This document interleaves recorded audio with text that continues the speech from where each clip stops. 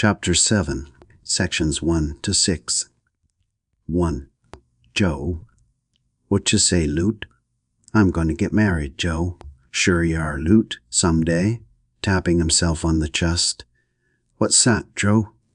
I say good luck. You got a fine girl. Cecily? Joe? Hello. She'll get used to my face. You're damn right. Your face is all right. But easy there, don't knock 'em off. Attaboy. As the other lowered his fumbling hand. What do I have to wear 'em for, Joe? Get married as well without 'em, can't I? I'll be damned if I know why they make you wear 'em. I'll ask Margaret. Here, let me have 'em, he said, suddenly removing the glasses. Damn shame making you keep 'em on. How's that, better? Carry on, Joe. 2. San Francisco, California, April 24th, 1919. Margaret, dearest, I miss you so much. If I could only see each other and talk to each other. I sit in my room and I think you are the only woman for me. Girls are not like you. They are so young and dumb you can't trust them. I hope you are lonely for me like I am just to know you are, sweetheart. When I kissed you that day, I know you are the only woman for me, Margaret. You cannot trust them. I told her he's just kidding her. He won't get her a job in the movies. So I sit in my room and outside life goes on just the same, though we are 1,000 miles apart, wanting to see you like hell. I think of how happy we will be. I haven't told my mother yet because we have been waiting. We ought to tell her, I think, if you think so. And she will invite you out here and we can be together all day, riding and swimming and dancing and talking to each other. If I can arrange business affairs, I will come for you as soon as I can. It is hell without you. I miss you and I love you like hell. J. 3. It had rained the night before, but this morning was soft as a breeze. Birds across the lawn, parabolic from tree to tree, mocked him as he passed lounging and slovenly in his careless, unpressed tweeds. And a tree near the corner of the veranda, turning upward its ceaseless white-bellied leaves, was a swirling silver veil stood on end. A fountain arrested forever, carven water. He saw that black woman in the garden among roses, blowing smoke upon them from her pursed mouth, bending and sniffing above them, and he joined her with slow anticipated malice, mentally stripping her straight, dark, unemphatic dress downward from her straight back over her firm, quiet thighs. Hearing his feet on the gravel, she looked over her shoulder without surprise, her poised cigarette balanced on its tip, a wavering plume of vapor. And Jones said, I have come to weep with you. She met his stare, saying nothing, her other hand blanched upon a solid mosaic of red and green. Her repose absorbed all motion from her immediate atmosphere, so that the plume of her cigarette became rigid as a pencil, flowering its tip into nothingness. I mean, your hard luck. Losing your intended, he explained. She raised her cigarette and expelled smoke. He lounged nearer. His expensive jacket, which had evidently had no attention since he bought it, sagging to the thrust of his heavy hands, shaping his fat thighs. His eyes were bold and lazy, clear as a goat's.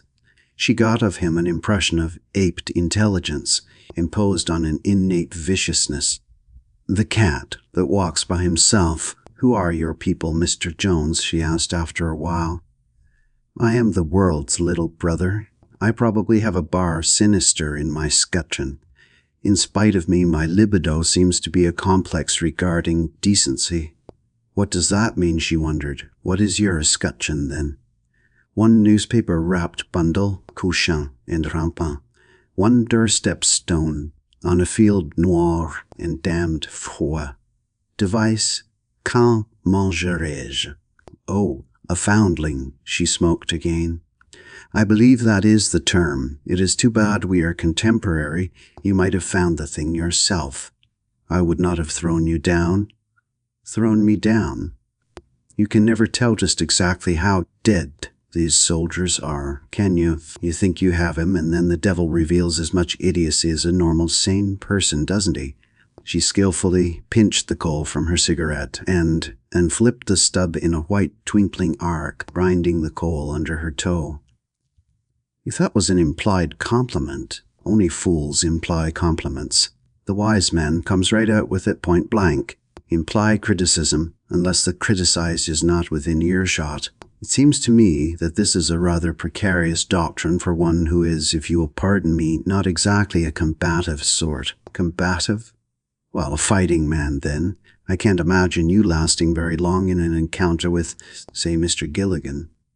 Does that imply that you have taken Mr. Gilligan as a protector? No more than it implies that I expect compliments from you. For all your intelligence, you seem to have acquired next to no skill with women. Jones, remote and yellowly unfathomable, stared at her mouth. For instance, Miss Saunders, she said wickedly. You seem to have let her get away from you, don't you? Miss Saunders, repeated Jones, counterfeiting surprise, admiring the way she had turned the tables on him without reverting to sex. My dear lady, can you imagine anyone making love to her? F is seen. Of course it is different with a man practically dead, he added. He probably doesn't care much whom he marries, nor whether or not he marries at all. No, I understood from your conduct the day I arrived that you had your eye on her, but perhaps I was mistaken after all. Granted I had. You and I seem to be in the same fix now, don't we? She pinched through the stem of a rose, feeling him quite near her. Without looking at him, she said, You've already forgotten what I told you, haven't you? He did not reply. She released her rose and moved slightly away from him. That you have no skill in seduction. Don't you know I can see what you're leading up to? That you and I should console one another?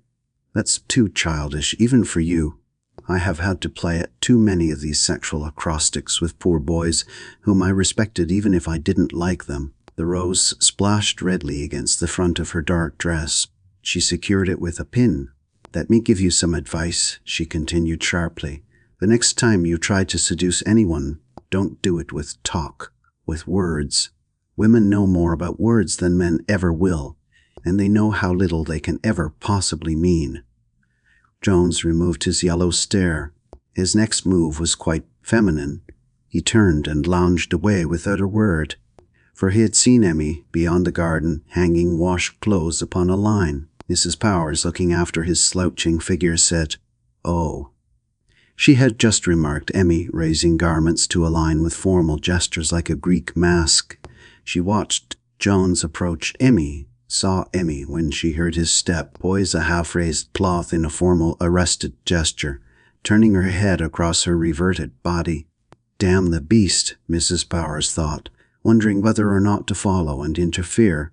But what good would it do? He'll only come back later and playing Cerberus to Emmy. She removed her gaze and saw Gilligan approaching. He blurted, Damn that girl. Do you know what I think? I think What girl? What's her name? Saunders. I think she's scared of something. She acts like she might have got herself into a jam of some kind and is trying to get out of it by taking the loot right quick, scared. Flopping around like a fish. Why don't you like her, Joe? You don't want her to marry him? No, it ain't that. Just frets me to see her change her mind every 20 minutes. He offered her a cigarette, which she refused, and lit one himself. I'm jealous, I guess, he said after a time. Seeing the Luke getting married when neither of 'em want to especially. Well, I can't get my girl at all. What, Joe? You married? He looked at her steadily. Don't talk like that. You know what I mean. Oh, Lord. Twice in 1 hour. His gaze was so steady, so serious that she looked quickly away. What's that? He asked. She took the rose from her dress and slipped it into his lapel. Joe, what is the beast hanging around here for? Who? What beast? He followed her eyes. Oh, that damn feller. I'm going to beat the hell out of him on principle some day. I don't like him. Neither do I. Hope I'm there to see you do it. Has he been bothering you? He asked quickly. She gave him her steady gaze. Do you think he could? That's right, he admitted. He looked at Jones and Emmy again. That's another thing. That Saunders girl lets him fool around her. I don't like anybody that will stand for him. Don't be silly, Joe. She's just young and more or less of a fool about men. If that's your polite way of putting it, I agree with you. His eyes touched her smooth cheek, blackly winged by her hair. If you had let a man think you was going to marry him, you wouldn't blow hot and cold like that." She stared away across the garden, and he repeated, "Would you, Margaret? You're a fool yourself, Joe. Only you're a nice fool." She met his intent gaze, and he said, "Margaret?" She put her swift, strong hand on his arm. "Don't, Joe, please." He rammed his hands in his pockets, turning away. They walked on, in silence. Spring, like a soft breeze, was in the rector's fringe of hairs. With upflung head he tramped the porch like an old war horse who hears again a trumpet after he had long thought all wars were done. Birds in a wind across the lawn, parabolic from tree to tree, and a tree at the corner of the house turning upward, its white-bellied leaves in a passionate, arrested rush. It and the rector faced each other in ecstasy. A friend came morosely along the path from the kitchen door. "Good morning, Mr. Jones," the rector boomed, scattering sparrows from the screening vine. The tree to his voice took a more unbearable ecstasy. Its twinkling leaves swirled in a never-escaping silver skyward rush. Jones, nursing his hand, replied good morning in a slow, obese anger. He mounted the steps, and the rector bathed him in a hearty exuberance. "Come round to congratulate us on the good news, eh?" "Fine, my boy, fine, fine. Yes, everything is arranged at last. Come in, come in." Emmy flopped onto the veranda belligerently. "Uncle Joe," she said, shooting at Jones a hot, exulting glance. Jones, nursing his hand, glowered at her. "God damn you, you'll suffer for this." "Eh? What is it, Emmy?" "Mr. Saunders is on the phone. He wants to know if you'll see him this morning." "I showed you. Teach you to fool with me." Yes. Mr. Saunders coming to discuss plans for the marriage, Mr. Jones." "Yes, sir. I'll fix you." "What'll I tell him?" "Do it if you think you can. You never have come off very well yet, you fat worm." "Tell him by all means that I had intended calling on him myself." "Yes, indeed. Mr. Jones, we are all to be congratulated this morning." "Yes, sir, you little slut." "Tell him by all means, Emmy." "All right. I told you I'd do it. I told you can't fool with me, didn't I now?" "And Emmy, Mr. Jones will be with us for lunch. A celebration is in order, eh, Mr. Jones?" "Without doubt. We all have something to celebrate. That's what makes me so damn mad. You said you would, and I let you do it. Slam a door on my hand. Damn you to hell."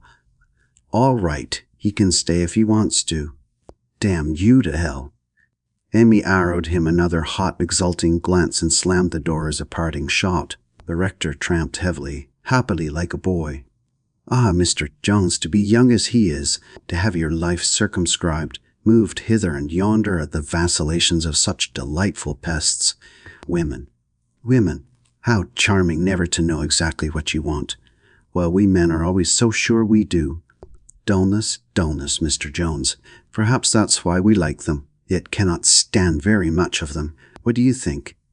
Jones, glumly silent, nursing his hand, said after a while, "I don't know, but it seemed to me your son has had extraordinarily good luck with his women." "Yes," the rector said with interest. "How so?" "Well, I think you told me he was once involved with Emmy."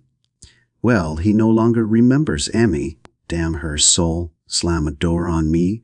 And now he's about to become involved with another whom he will not even have to look at. What more could one ask than that?"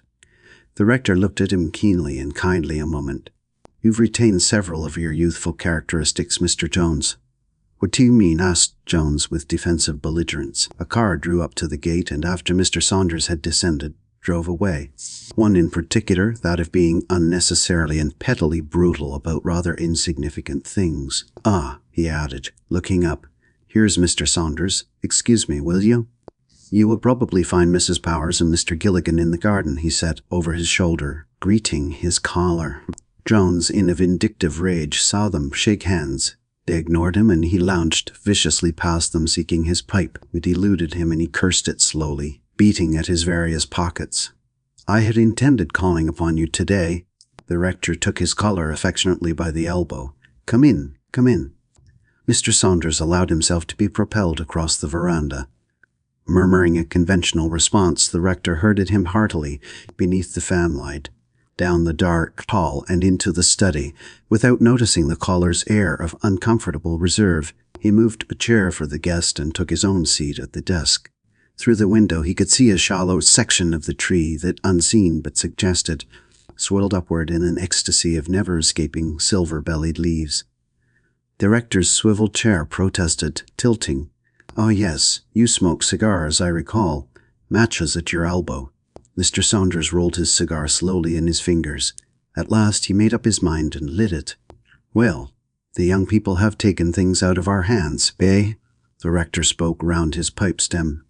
"I will say now that I have long desired it, and frankly, I have expected it, though I would not have insisted, knowing Donald's condition, that as Cecily herself desires it." Yes, agreed Mr. Saunders slowly. The rector did not notice. "You know, I have been a staunch advocate of it all along. Mrs. Powers repeated your conversation to me." "Yes, that's right." "And do you know, I look for this marriage to be better than a medicine for him. Not my own idea," he added in swift explanation. "Frankly, I was skeptical, but Mrs. Powers and Joe, Mr. Gilligan, advanced it first, and the surgeon from Atlanta convinced us all. He assured us that Cecily could do as much, if not more, for him than anyone. Those were his very words, if I recall correctly.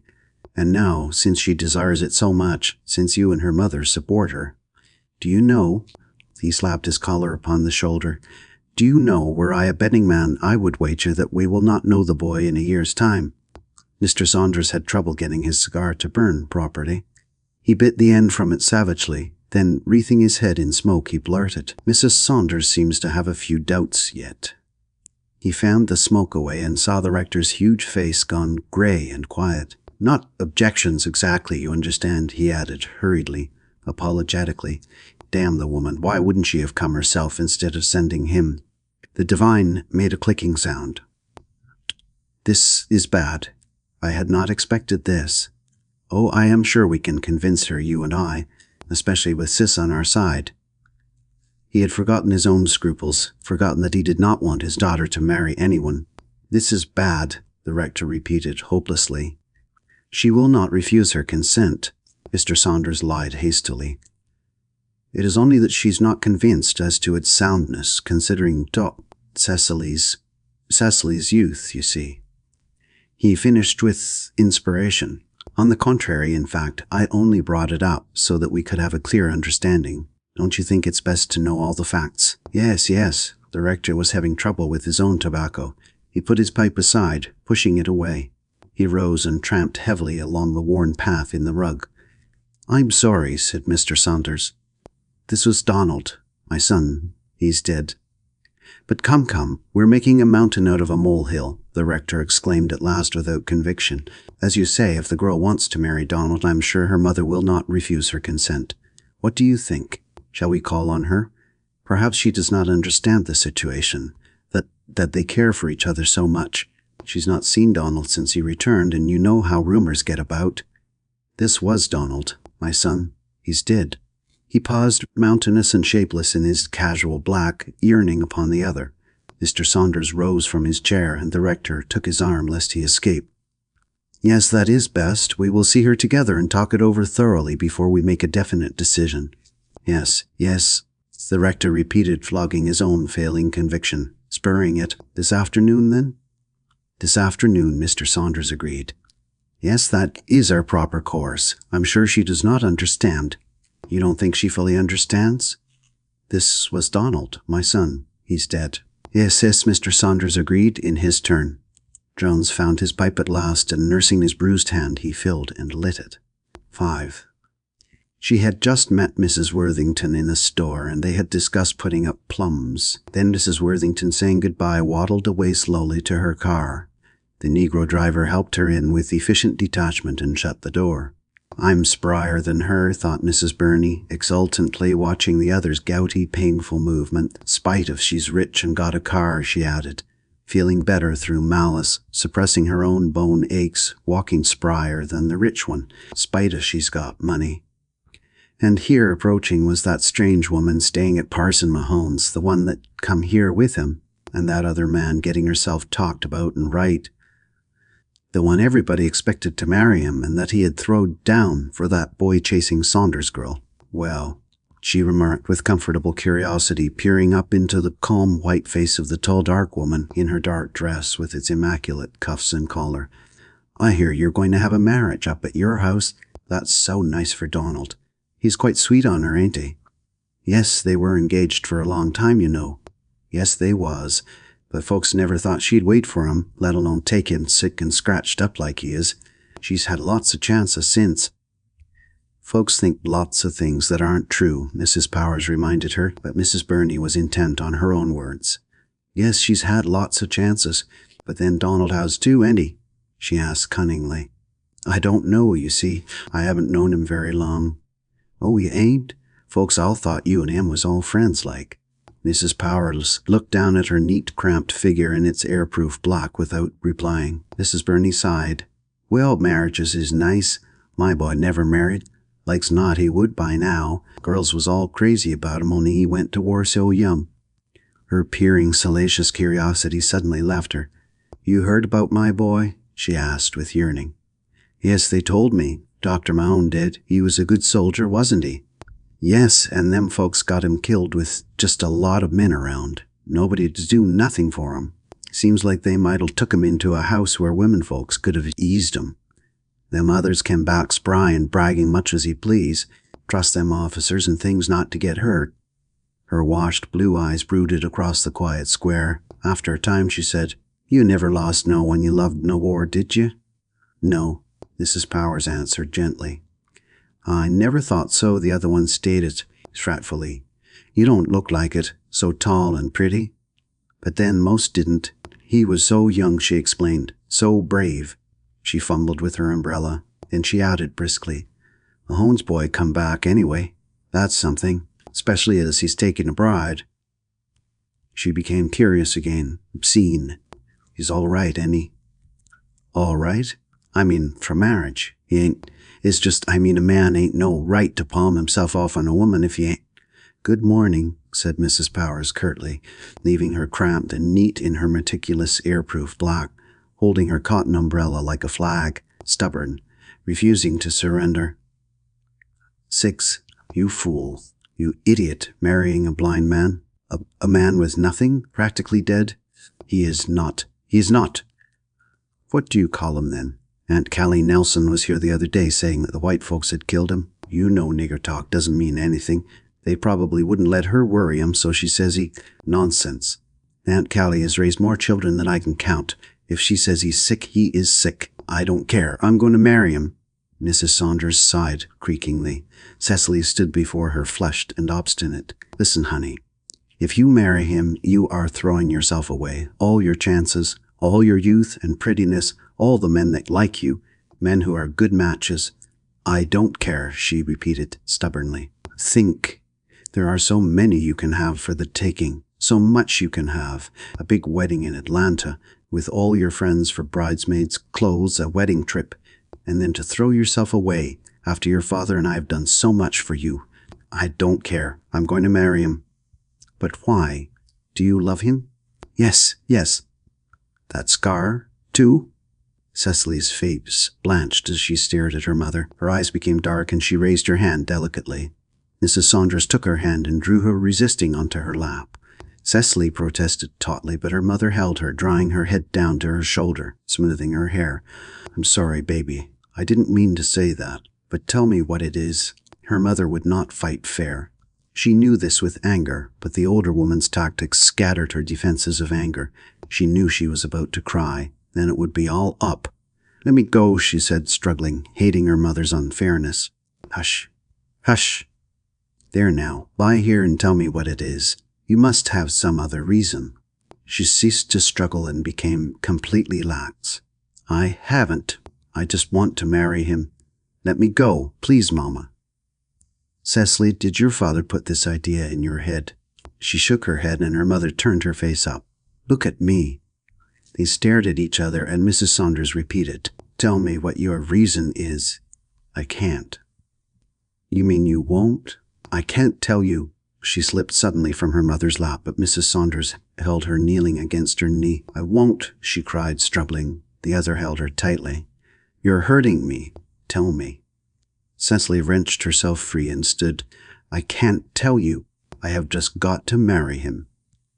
"Got to marry him? What do you mean?" She stared at her daughter, gradually remembering old rumors about Mahone, gossip she had forgot. "Got to marry him? You mean that a daughter of mine with a blind man, a man who has nothing, a pauper?"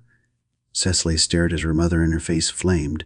"You think you said that to— Oh, you're not my mother. You are somebody else."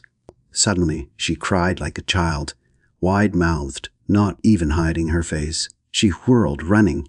"Don't ever speak to me again," she gasped, and fled wailing up the stairs, and a door slammed.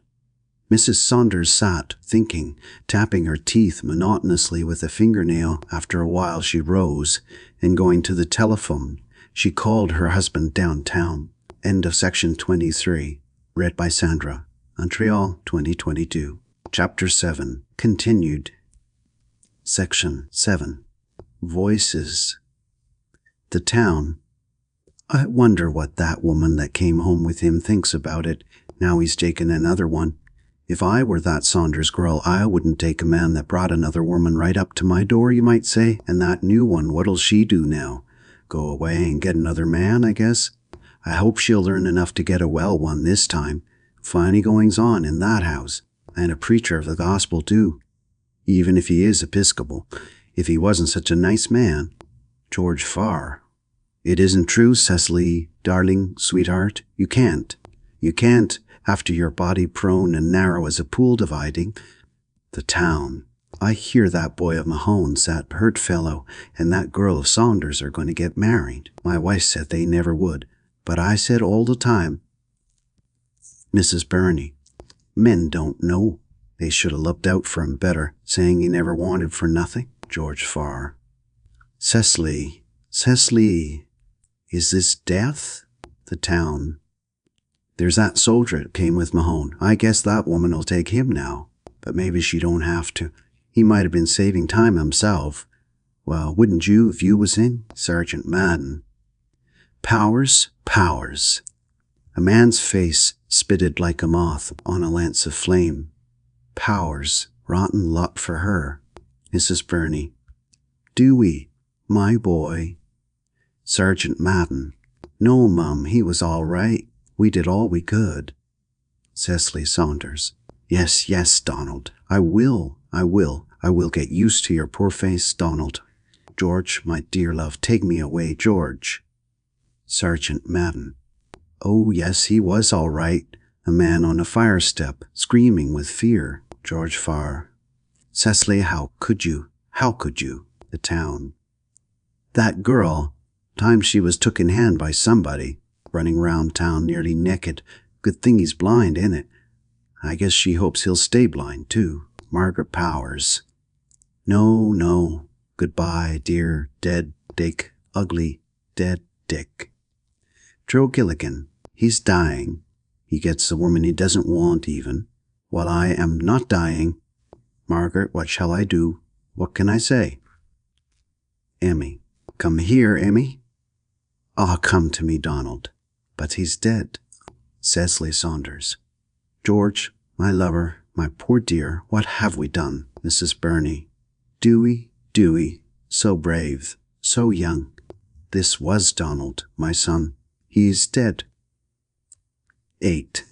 Mrs. Powers mounted the stairs under Mrs. Saunders' curious eyes. The older woman had been cold, almost rude, but Mrs. Powers had won her point. In choosing Cecily's door from her mother's directions, she knocked.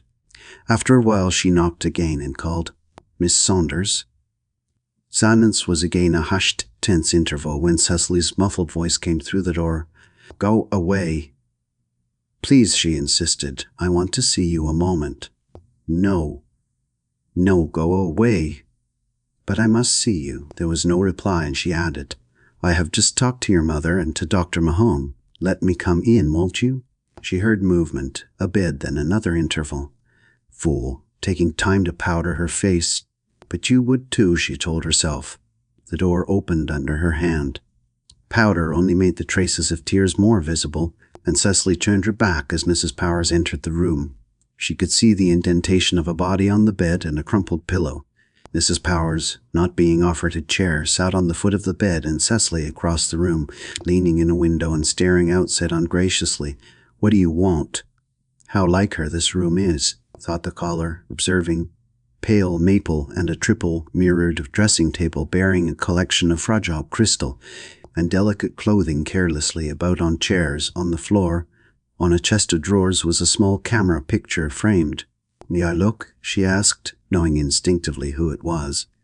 Cecily, stubbornly presenting her back in a thin, formless garment, through which light from the window passed, revealing her narrow torso, made no reply. Mrs. Powers approached and saw Donald Mahone, bareheaded in a shabby unbuttoned tunic, standing before a corrugated iron wall, carrying a small, resigned dog casually by the scruff of the neck like a handbag.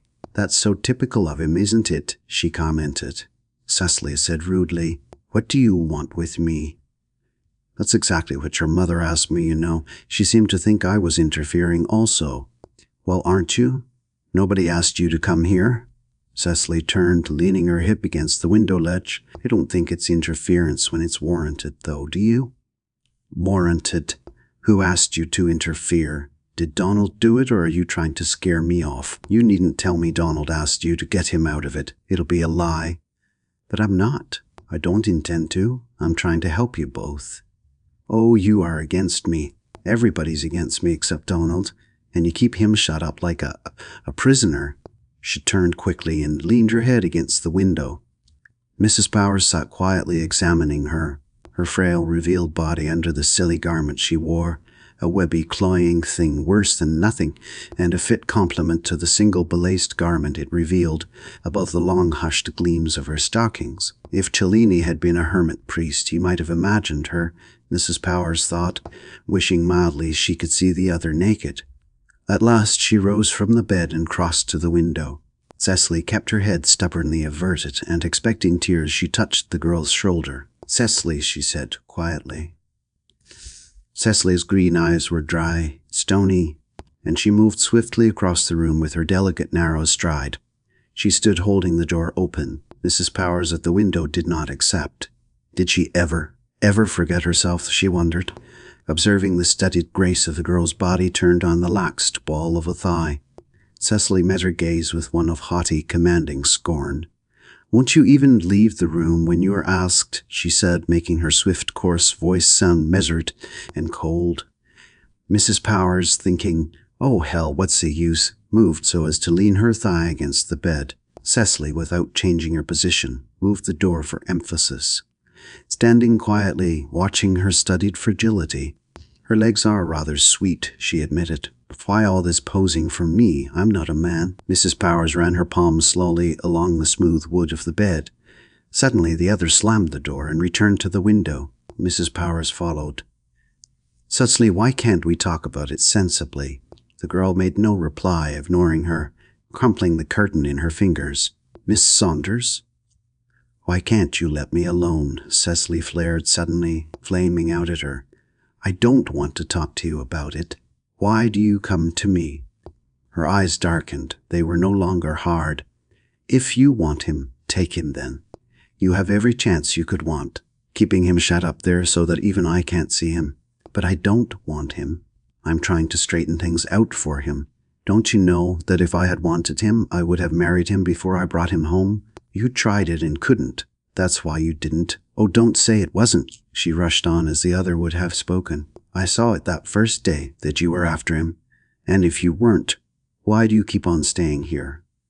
"You know that's a lie," Mrs. Powers replied calmly. "Then what makes you so interested in him if you aren't in love with him?" "This is hopeless." She put her hand on the other's arm. Cecily shrank away quickly, and she returned to lean again against the bed. She said, "Your mother's against this, and Donald's father expects it. And what chance will you have against your mother? Against yourself. I certainly don't need any advice from you." Cecily turned her head. Her haughtiness, her anger were gone, and in their place was a thin, hopeless despair. Even her voice, her whole attitude had changed. "Don't you see how miserable I am?" she said pitifully. "I didn't mean to be rude to you, but I don't know what to do. I don't know. I am in such trouble. Something terrible has happened to me. Please." Mrs. Powers, seeing her face, went to her quickly, putting her arm about the girl's narrow shoulders. Cecily avoided her. Please go.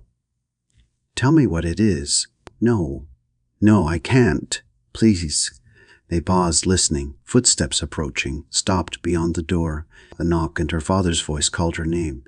Yes? Dr. Mahone is downstairs. Can you come down? The two women stared at each other. Come, Mrs. Powers said. Cecily's eyes went dark again, and she whispered, No, trembling. Sis, her father repeated. Say yes, Mrs. Powers whispered. Yes, Daddy, I'm coming. All right. The footsteps retreated, and Mrs. Powers drew Cecily toward the door. The girl resisted. I can't go like this, she said hysterically. Yes, you can. It's all right. Come. Mrs. Saunders, sitting militant, formal, and erect upon her chair, was saying as they entered, May I ask what this woman has to do with it? Her husband chewed a cigar. Light falling upon the rector's face held it like a grey, bitten mask. Cecily ran to him. Uncle Joe, she cried.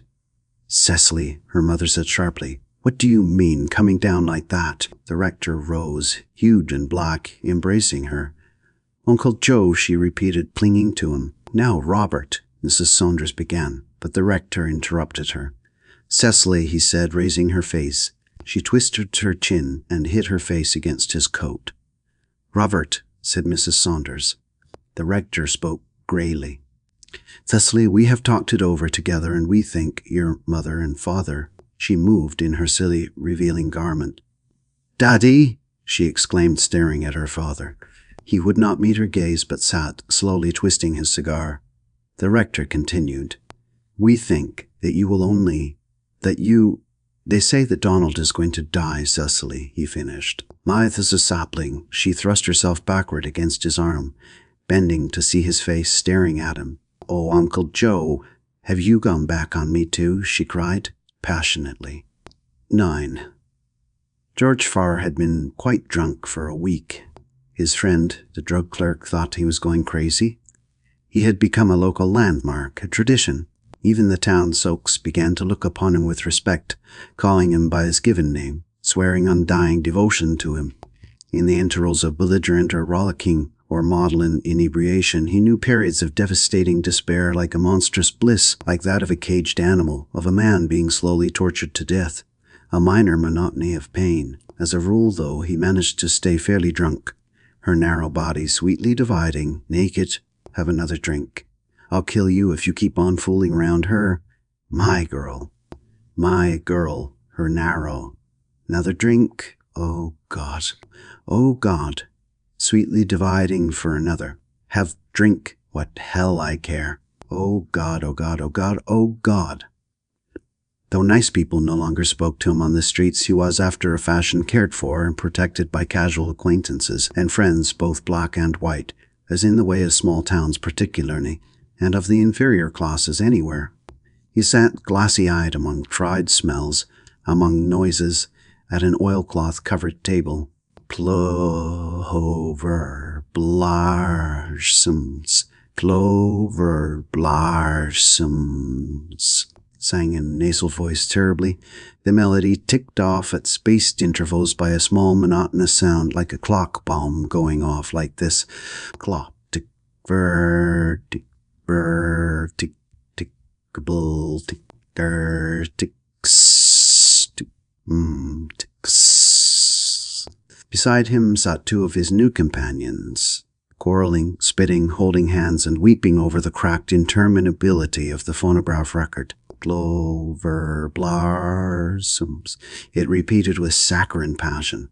When it ran down, they repaired to a filthy alley behind the filthier kitchen to drink of George Farr's whiskey. Then they returned and played the record through again, clutching hands while frank tears slid down their otherwise unwashed cheeks. Clover blossoms. Truly, vice is a dull and decorous thing. No life in the world is as hard, requiring so much sheer physical and moral strength as the so-called primrose path. Being good is much less trouble. Clover blossom, After a while, his attention was called to the fact that someone had been annoying him for some time. Focusing his eyes, he at last recognized the proprietor in an apron on which he must have dried his dishes for weeks. "What in hell you want?" he asked with feeble, liquid belligerence, and the man finally explained to him that he was wanted on the telephone in the neighboring drugstore. He rose, pulling himself together. "Clover blossoms." After a few years, he languished from a telephone mouthpiece, holding himself erect, watching without interest a light globe over the prescription desk, describing slow, concentric circles. "George?" There was something in the unknown voice speaking his name with such anguish as to almost shock him sober. "George. This George. Hello. George, it's Cecily." "Cecily." Drunkenness left him like a retreating wave. He could feel his heart stop, then surge, deafening him, blinding him with his own blood.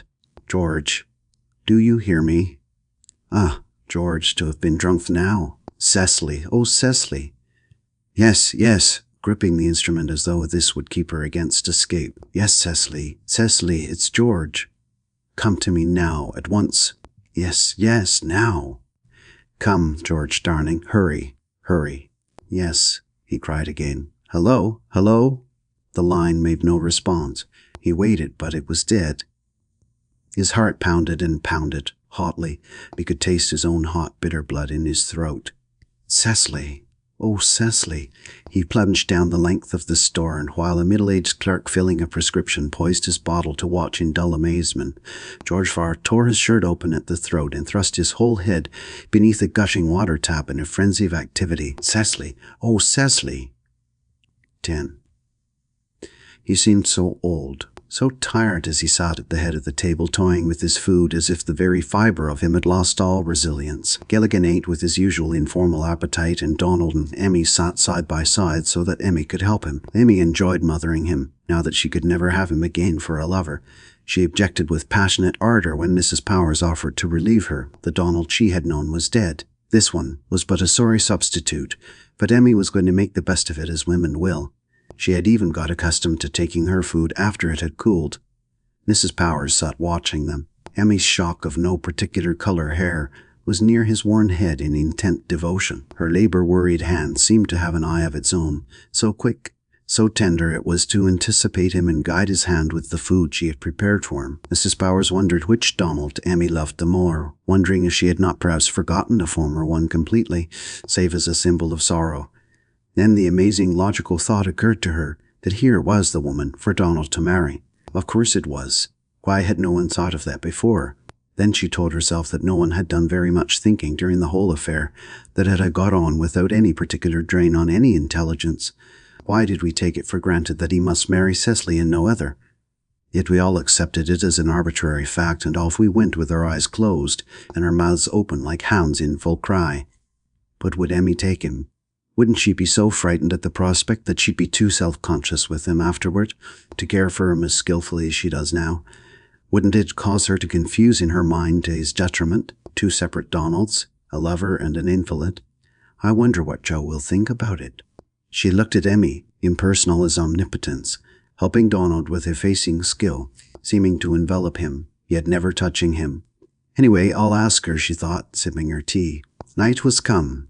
Tree frogs, remembering last night's rain, resumed their monotonous moulding of liquid beads of sound. Grass blades and leaves, losing shapes of solidity, gained shapes of sound. The still suspire of earth, of the ground preparing for slumber, flowers by day, spikes of bloom, became with nights spikes of scent. The silver tree at the corner of the house hushed its never-still, never-escaping ecstasy. Already toads hopped along concrete pavements, drinking poisoned heat through their dragging bellies. Suddenly the rector started from his dream. Tut!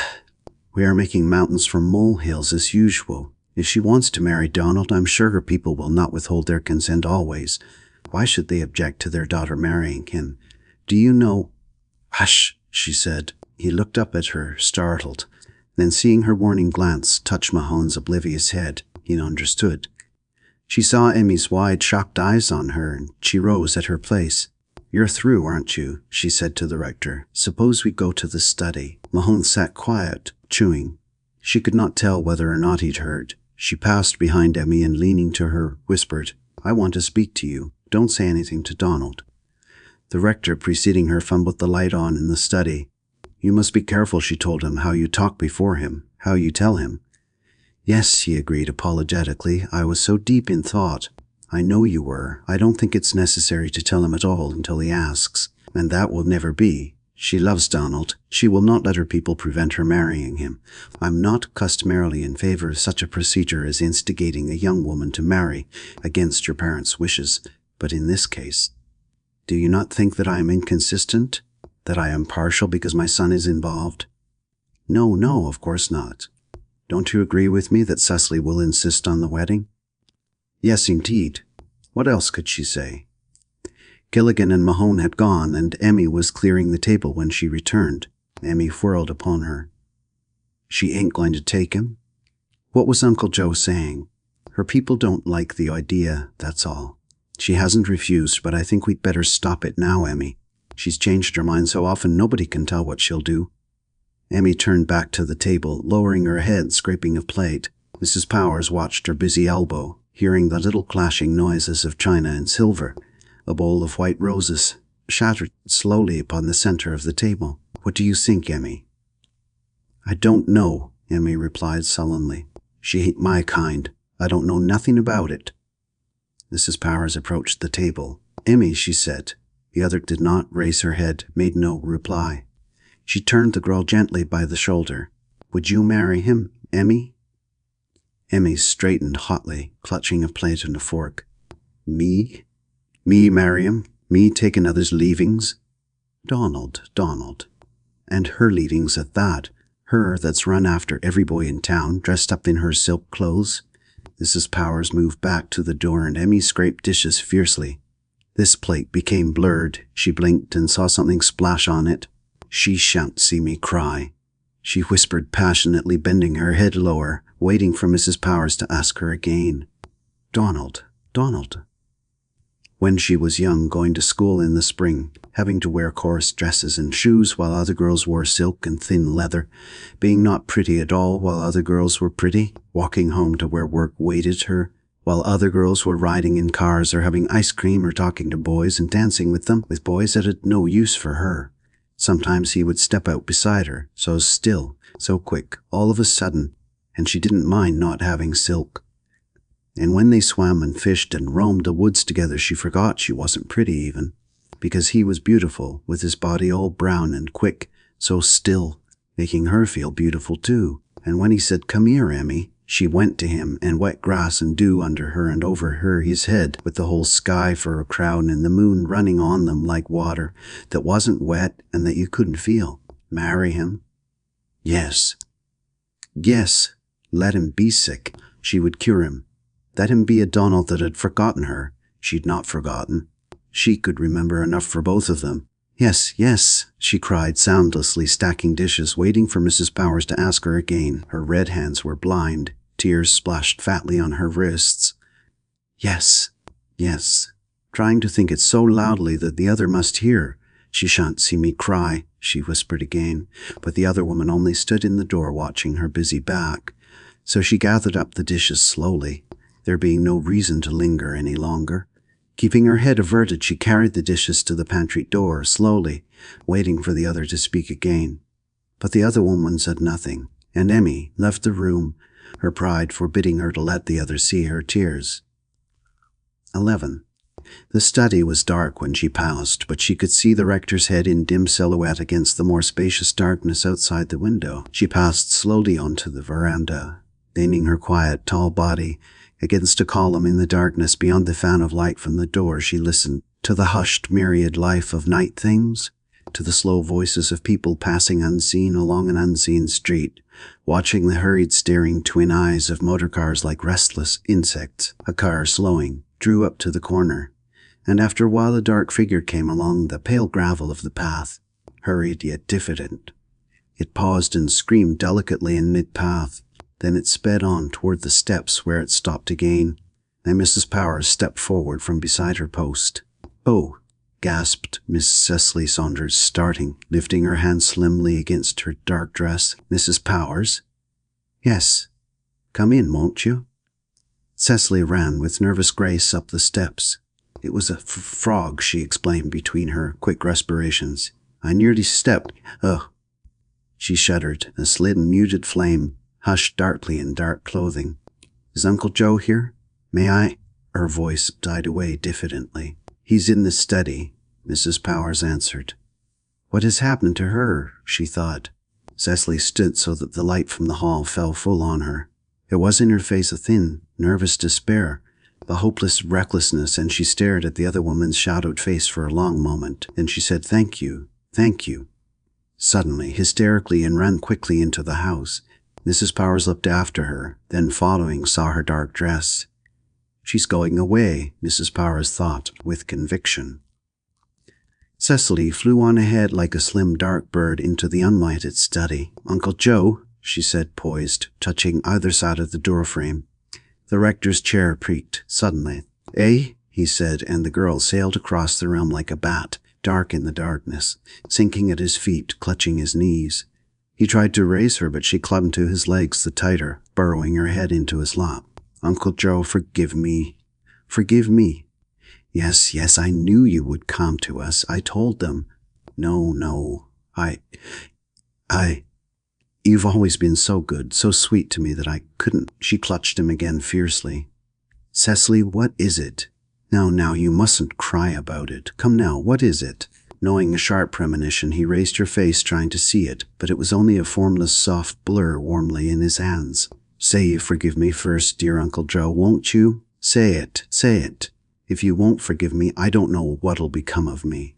His hand slipping downward felt her delicate, tense shoulders, and he said, Of course I forgive you. Thank you. Oh, thank you. You are so kind. She caught his hand, holding it against her mouth.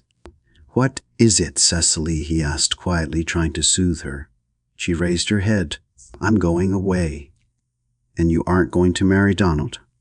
She lowered her head to his knees again, clutching his hand in her long, nervous fingers, holding it against her face. I cannot. I am not a good woman any more, dear Uncle Joe. Forgive me. Forgive me. He withdrew his hand, and she let herself be raised to her feet, feeling his arms, his huge, kind body. There, patting her back with his gentle, heavy hand. Don't cry. I must go, she said at last, moving slimly and darkly against his bulk. He released her. She clutched his hand again, sharply, letting it go. Goodbye, she whispered, and fled swift and dark as a bird, gracefully to a delicate tapping of heels as she had come. She passed Mrs. Powers on the porch without seeing her and sped down the steps. The other woman watched her slim, dark figure until it disappeared. After an interval, the car that had stopped at the corner of the garden flashed on its lights and drove away. Mrs. Powers, pressing the light switch, entered the study. The rector stared at her as she approached the desk, quiet and hopeless. Cecily has broken the engagement, Margaret, so the wedding is off. Nonsense, she told him sharply, touching him with her firm hand. I'm going to marry him myself. I intended to all the time, didn't you suspect? 12. San Francisco, California, April 25th, 1919. Darling Margaret, I told Mother last night, and of course she thinks we are too young. But I explained to her how times have changed since the war, how the war makes you older than they used to. I see fellows my age that did not serve specially flying, which is an education in itself, and they seem like kids to me because at last I have found the woman I want, and my kid days are over. After knowing so many women, to found you so far away when I did not expect it. Mother says for me to go in business and make money if I expect a woman to marry me, so I'm going to start in tomorrow. I've got the place all ready. It will not be long till I see you and take you in my arms at last and always. How can I tell you how much I love you? You are so different from them. Loving you has already made me a serious man, realizing responsibilities. They are all so silly compared with you, talking of jazz and going someplace where all the time I've been invited on parties, but I refuse, because I rather sit in my room thinking of you, putting my thoughts down on paper, let them have their silly fun. I think of you always, and if it did not make you so unhappy, I want you to think of me always. But don't.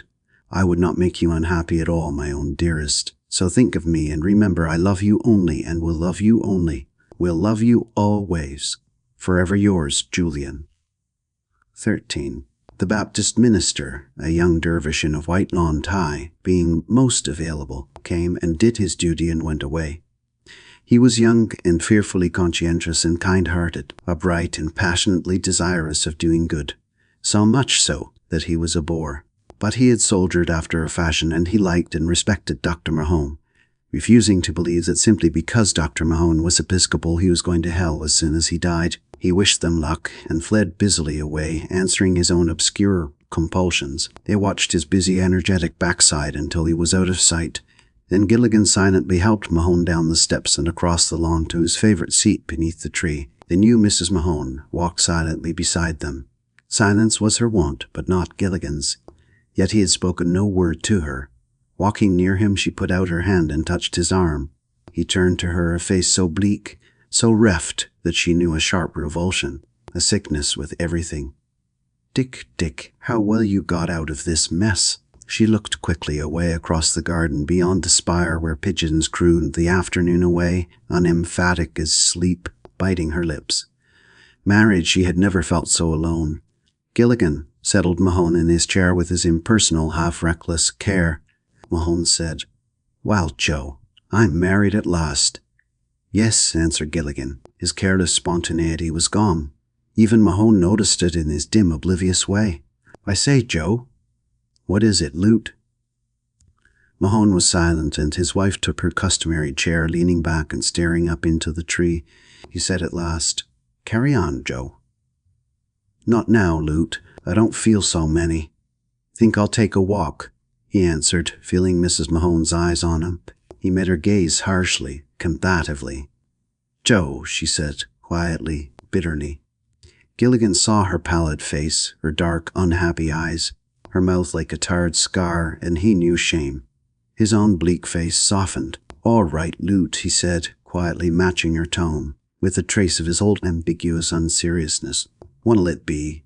Bust up a few more minor empires, eh? Just a trace." But it was there. Mrs. Mahone looked at him again with gratitude, and that old grave happiness which he knew so well, unsmiling but content, which had been missing for so long. And it was as though she had laid her firm, strong hand on him.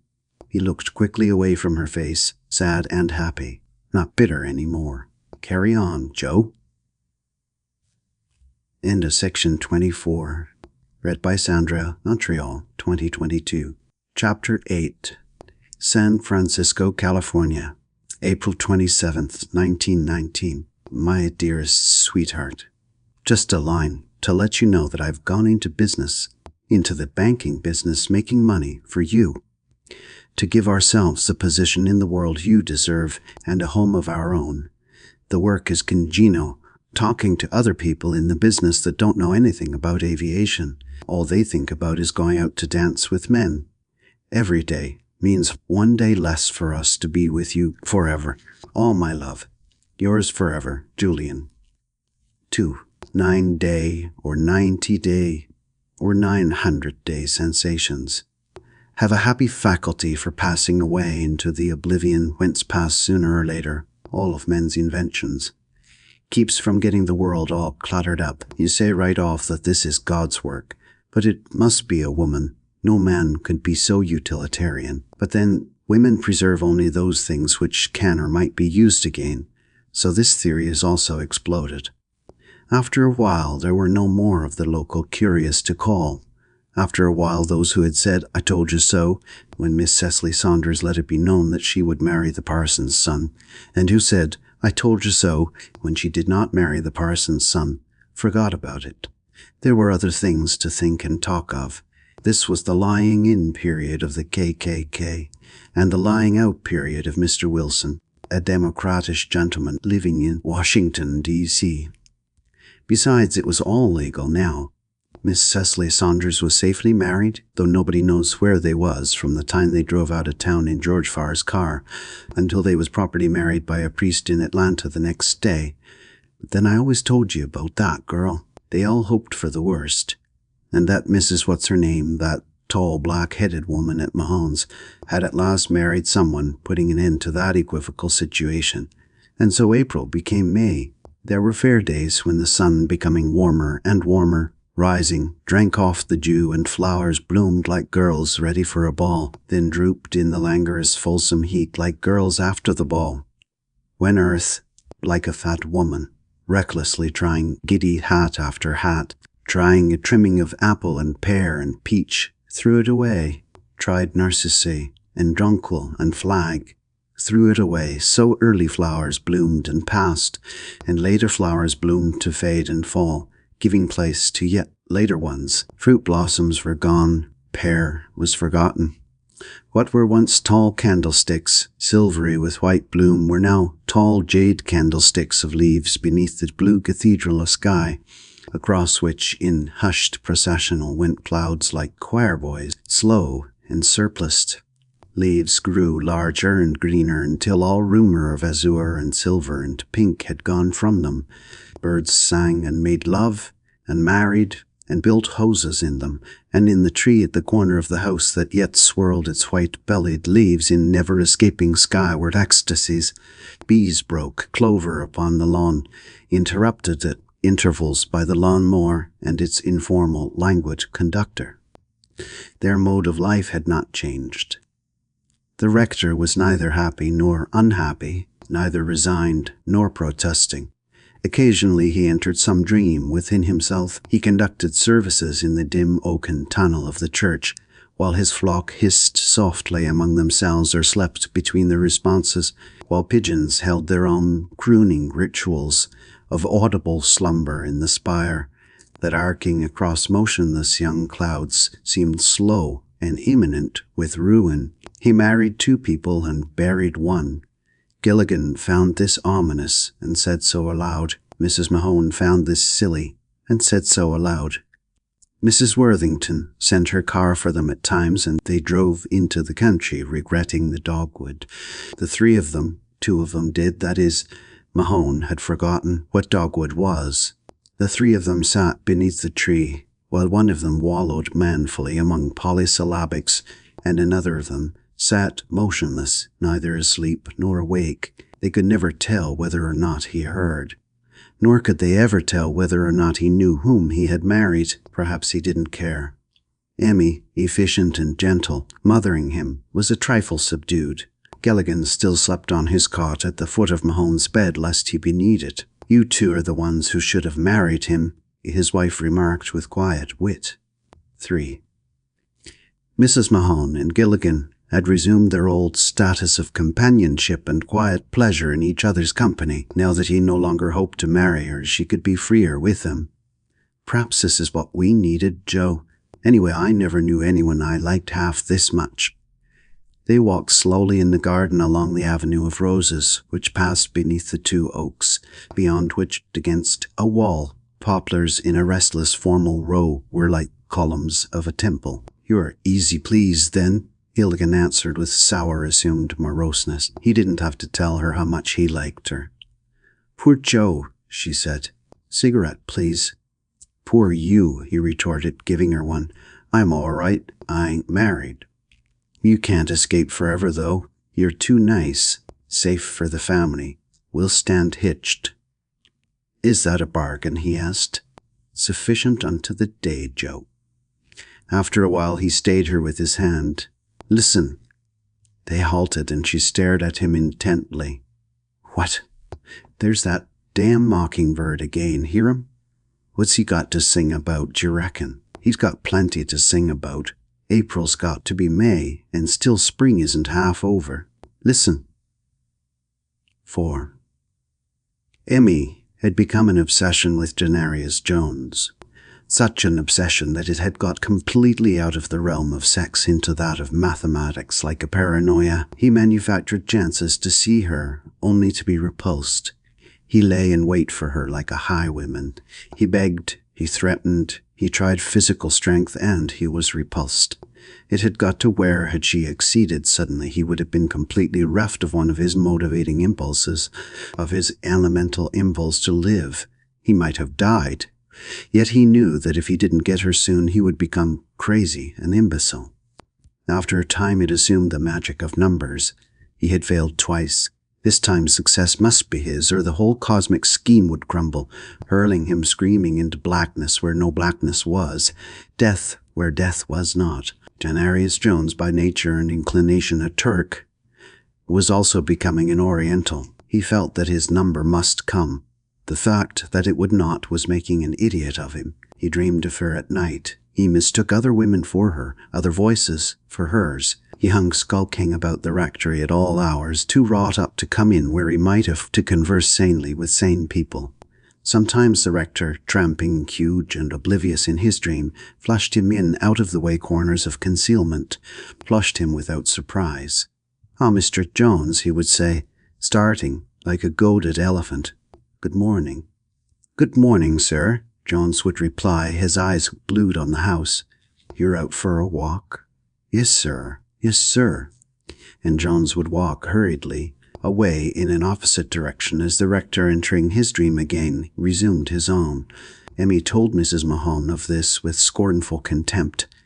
"Why don't you tell Joe, or let me tell him?" Mrs. Mahone asked. Emmy sniffed with capable independence. "About that worm? I can take care of him all right. I do my own fighting. And I bet you're good at it too." And Emmy said, "I guess I am." 5. April had become May. Fair days and wet days in which rain ran with silver lances over the lawn, in which rain dripped leaf to leaf while birds still sang in the hushed damp greenness under the trees, and made love and married and built houses and still sang, in which rain grew soft as the grief of a young girl, grieving for the sake of grief. Mahone hardly ever rose now. They had got him a movable bed, and upon this he lay, sometimes in the house, sometimes on the veranda, where the wistaria inverted its gold lilac flame while Gilligan read to him. They had done with Rome, and they now swam through the tedious charm of Rousseau's Confessions to Gilligan's hushed, childish delight. Kind neighbors came to inquire. The specialist from Atlantic came once by request, and once on his own initiative, making a friendly call and addressing Gilligan meticulously as Doctor, spent the afternoon chatting with them and went away. Mrs. Mahone and he liked each other immensely. Dr. Gary called once or twice and insulted them all, and went away nattily smoking his slender rolled cigarettes. Mrs. Mahone and he did not like each other at all. The rector grew grayer and quieter, neither happy nor unhappy, neither protesting nor resigned. "Wait until next month. He will be stronger then. This is a trying month for invalids, don't you think so?" he asked his daughter-in-law. Yes, she would tell him, looking out at the green world. The sweet, sweet spring. Yes, yes. 6. It was a postcard. You buy them for a penny, stamp and all. The post office furnishes writing material free. Got your letter. Will write later. Remember me to Gilligan and Lute Mahone. Julian Hell. 7. Mahone was asleep on the veranda, and the other three sat beneath the tree on the lawn watching the sun go down. At last the reddened edge of the disc was sliced like a cheese by the wisteria-covered lattice wall, and the neutral buds were a pale agitation against the dead afternoon. Soon the evening star would be there above the poplar tip, perplexing it, immaculate and ineffable, and the poplar was vain as a girl darkly in an arrested, passionate ecstasy. Half of the moon was a coin, broken palely near the zenith, and at the end of the lawn the first fireflies were like lazily blown sparks from cool fires. A Negro woman passing crooned a religious songs, mellow and passionless and sad. They sat talking quietly. The grass was becoming grey with dew, and she felt dew on her thin shoes. Suddenly, Emmy came round the corner of the house running and darted up the steps and through the entrance, swift in the dusk. "What in the world?" began Mrs. Mahone. Then they saw Jones like a fat satyr, leaping after her, hopelessly distanced. When he saw them, he slowed immediately and lounged up to them slovenly as ever. His yellow eyes were calmly opaque, but she could see the heave of his breathing. Convulsed with laughter, she at last found her voice. "Good evening, Mr. Jones." "Say," said Gilligan with interest, "what was you—" "Hush, Joe," Mrs. Mahone told him. Jones's eyes, clear and yellow, obscene and old in sin as a goat's, roved between them. "Good evening, Mr. Jones." The rector became abruptly aware of his presence. "Walking again, eh?" "Running," Gilligan corrected, and the rector repeated, "Eh?" looking from Jones to Gilligan. Mrs. Mahone indicated a chair. "Sit down, Mr. Jones. You must be rather fatigued, I imagine." Jones stared toward the house, tore his eyes away, and sat down. The canvas sagged under him, and he rose and spun his chair so as to face the dreaming facade of the rectory. He sat again. "Say," Gilligan asked him, "what was you doing anyway?" Jones eyed him briefly, heavily. "Running," he snapped, turning his eyes again to the dark house. "Running?" the divine repeated.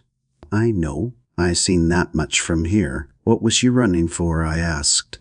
"Reducing, perhaps," Mrs. Mahone remarked with quiet malice. Jones turned his yellow stare upon her. Twilight was gathering swiftly. He was a fat and shapeless mass, palely tweeded. "Reducing, yes, but not to marriage." "I wouldn't be so sure of that if I were you," she told him.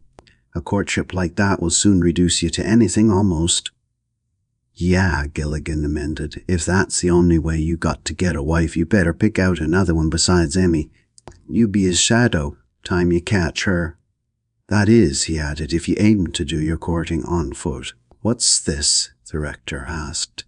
Perhaps Mr. Jones was merely preparing to write a poem. "Living at first, you know," Mrs. Mahone offered. Jones looked at her sharply. "Atalanta," she suggested in the dusk. "Atlanta," repeated Gilligan. "What?" "Try an apple next time, Mr. Jones," she advised.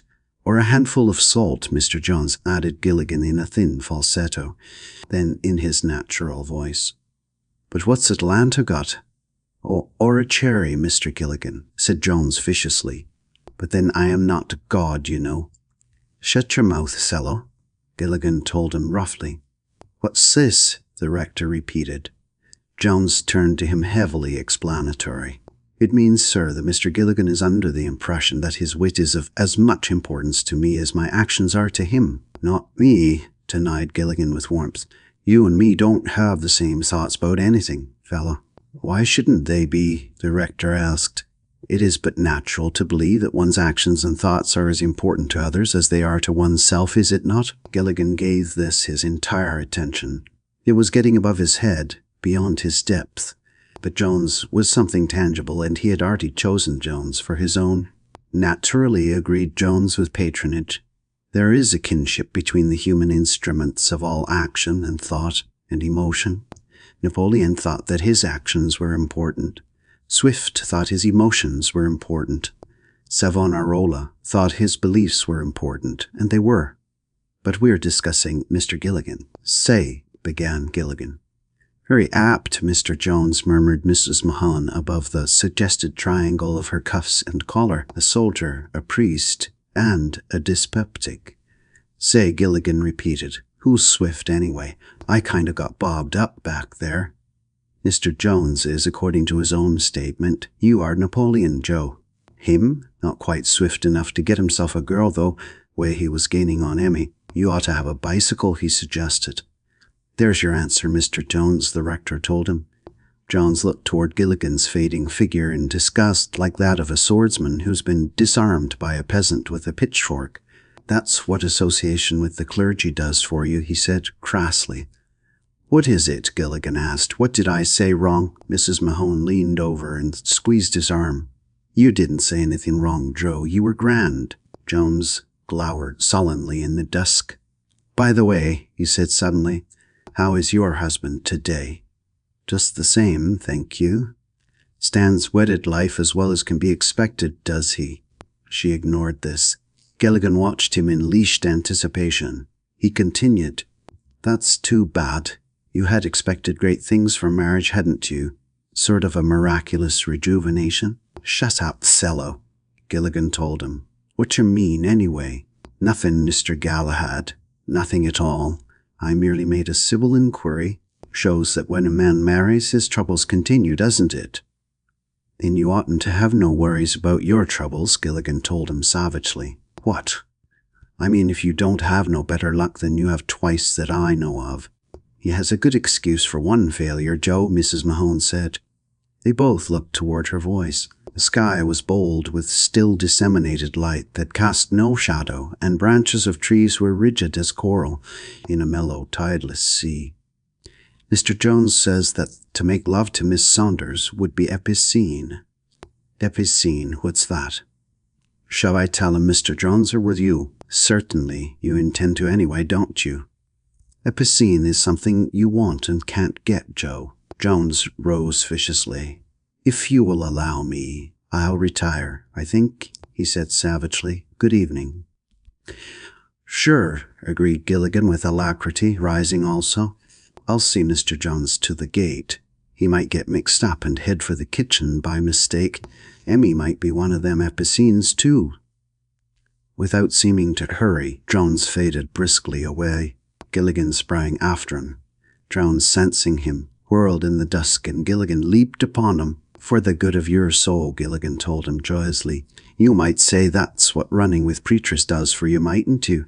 He panted as they went down. They rolled in dew, and an elbow struck him smartly under the chin. Jones was up immediately, and Gilligan, tasting his bitten tongue, sprang in pursuit. But Jones retained his lead.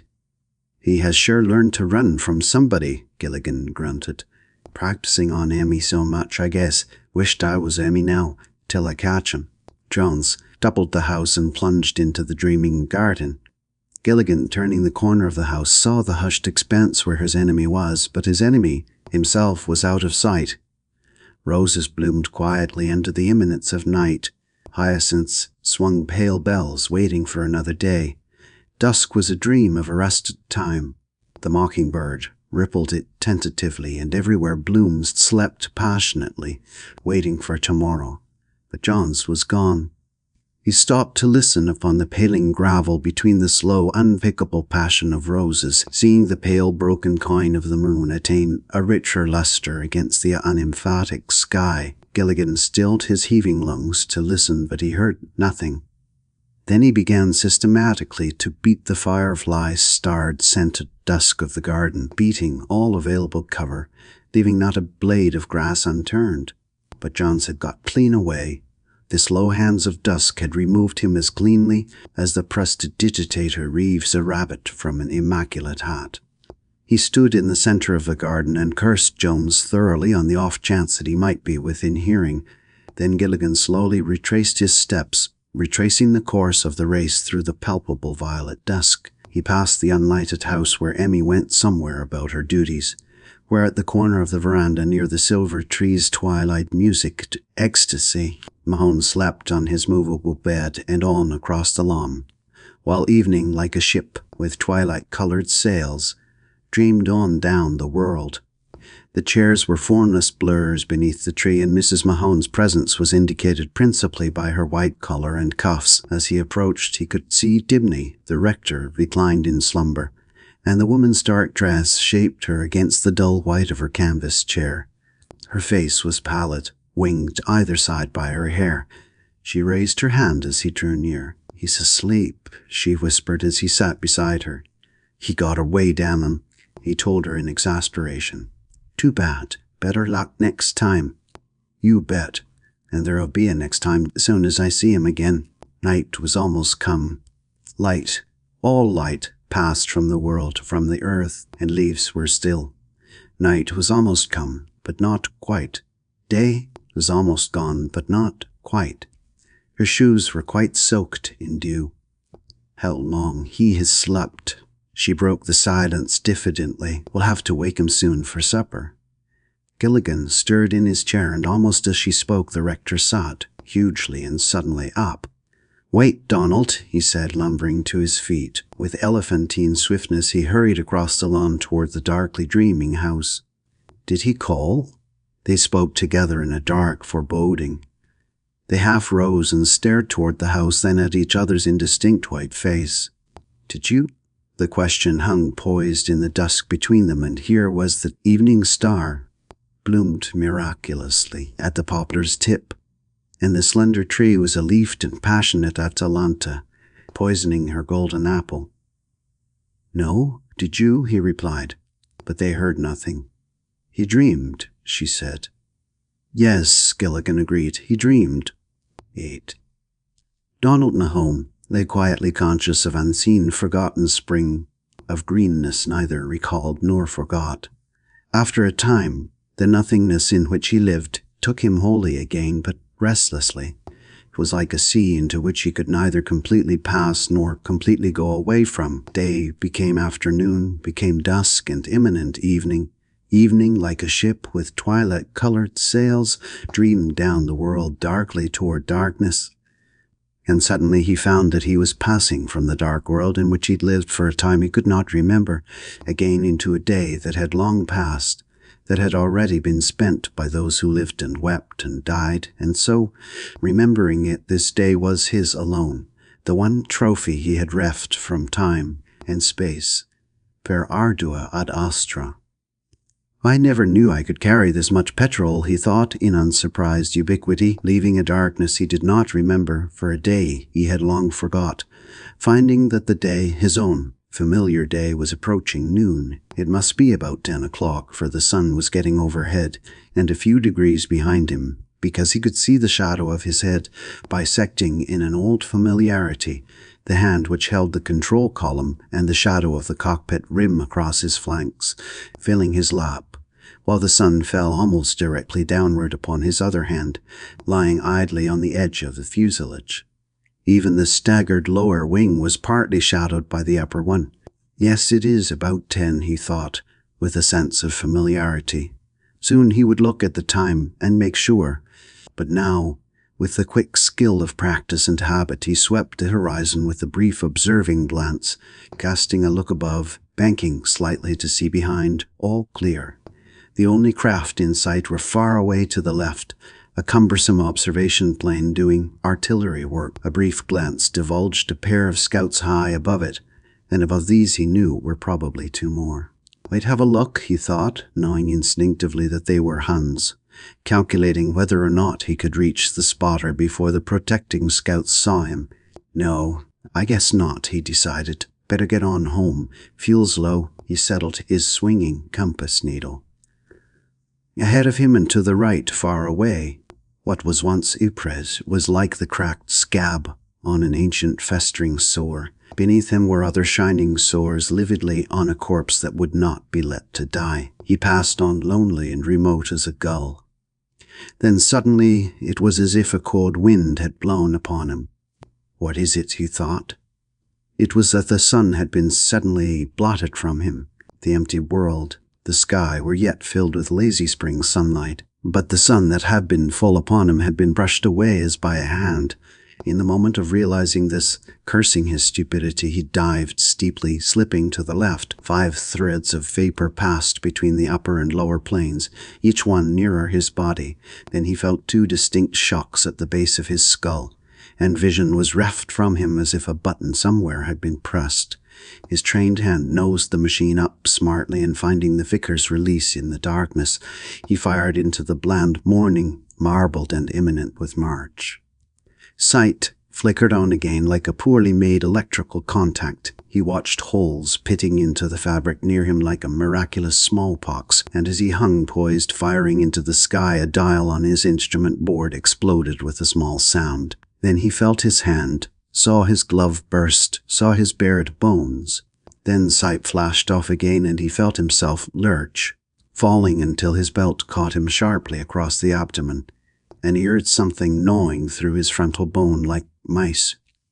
"You'll break your damn teeth there," he told them, opening his eyes. His father's heavy face hung over him in the dusk like a murdered Caesar's. He knew sight again, and an imminent nothingness more profound than any yet, while evening, like a ship with twilight-colored sails, drew down the world, putting calmly out to an immeasurable sea.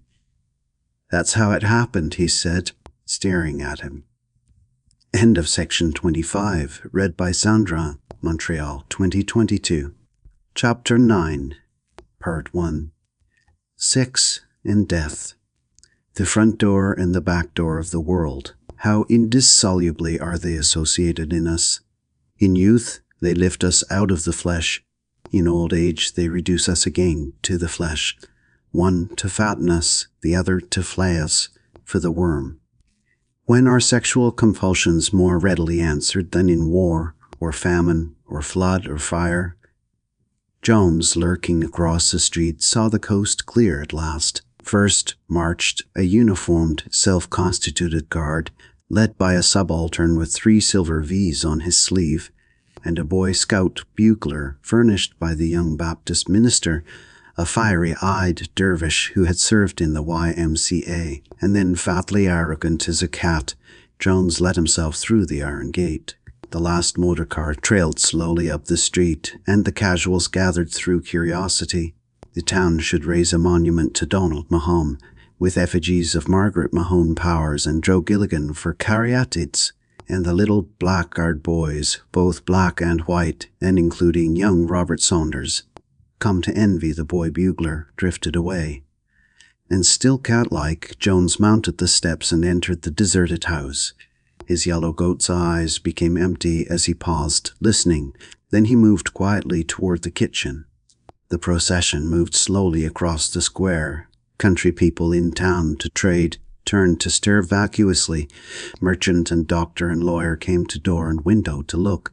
The city fathers, drowsing in the courthouse yard, having successfully circumvented sex, having reached the point where death would look after them instead of they after death, waked and looked and slept again. Into a street among and between horses and mules tethered to wagons, it passed into a street bordered by shabby Negro stores and shops, and here was Loosh, standing stiffly at salute as it passed. "Who dat, Loosh?" "Mr. Donald Mahone." "Well, Jesus, we all going that way some day. All roads lead to the graveyard." Emmy sat at the kitchen table, her head between her hard elbows, her hands clasping behind her in her hair.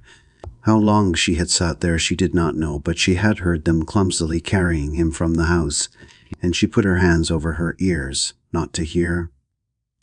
But it seemed as if she could hear, in spite of her closed ears, those horrible, blundering, utterly unnecessary sounds, the hushed scraping of timid footsteps, the muted thumping of wood against wood, that passing left behind an unbearable unchastity of stale flowers, as though flowers themselves getting a rumor of death became corrupt, all the excruciating ceremony for disposing of human carrion. So she had not heard Mrs. Mahone until the other touched her shoulder.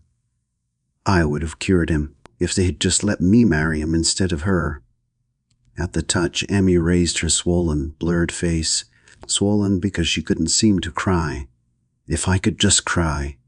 You are prettier than me with your black hair and your painted mouth. That's the reason."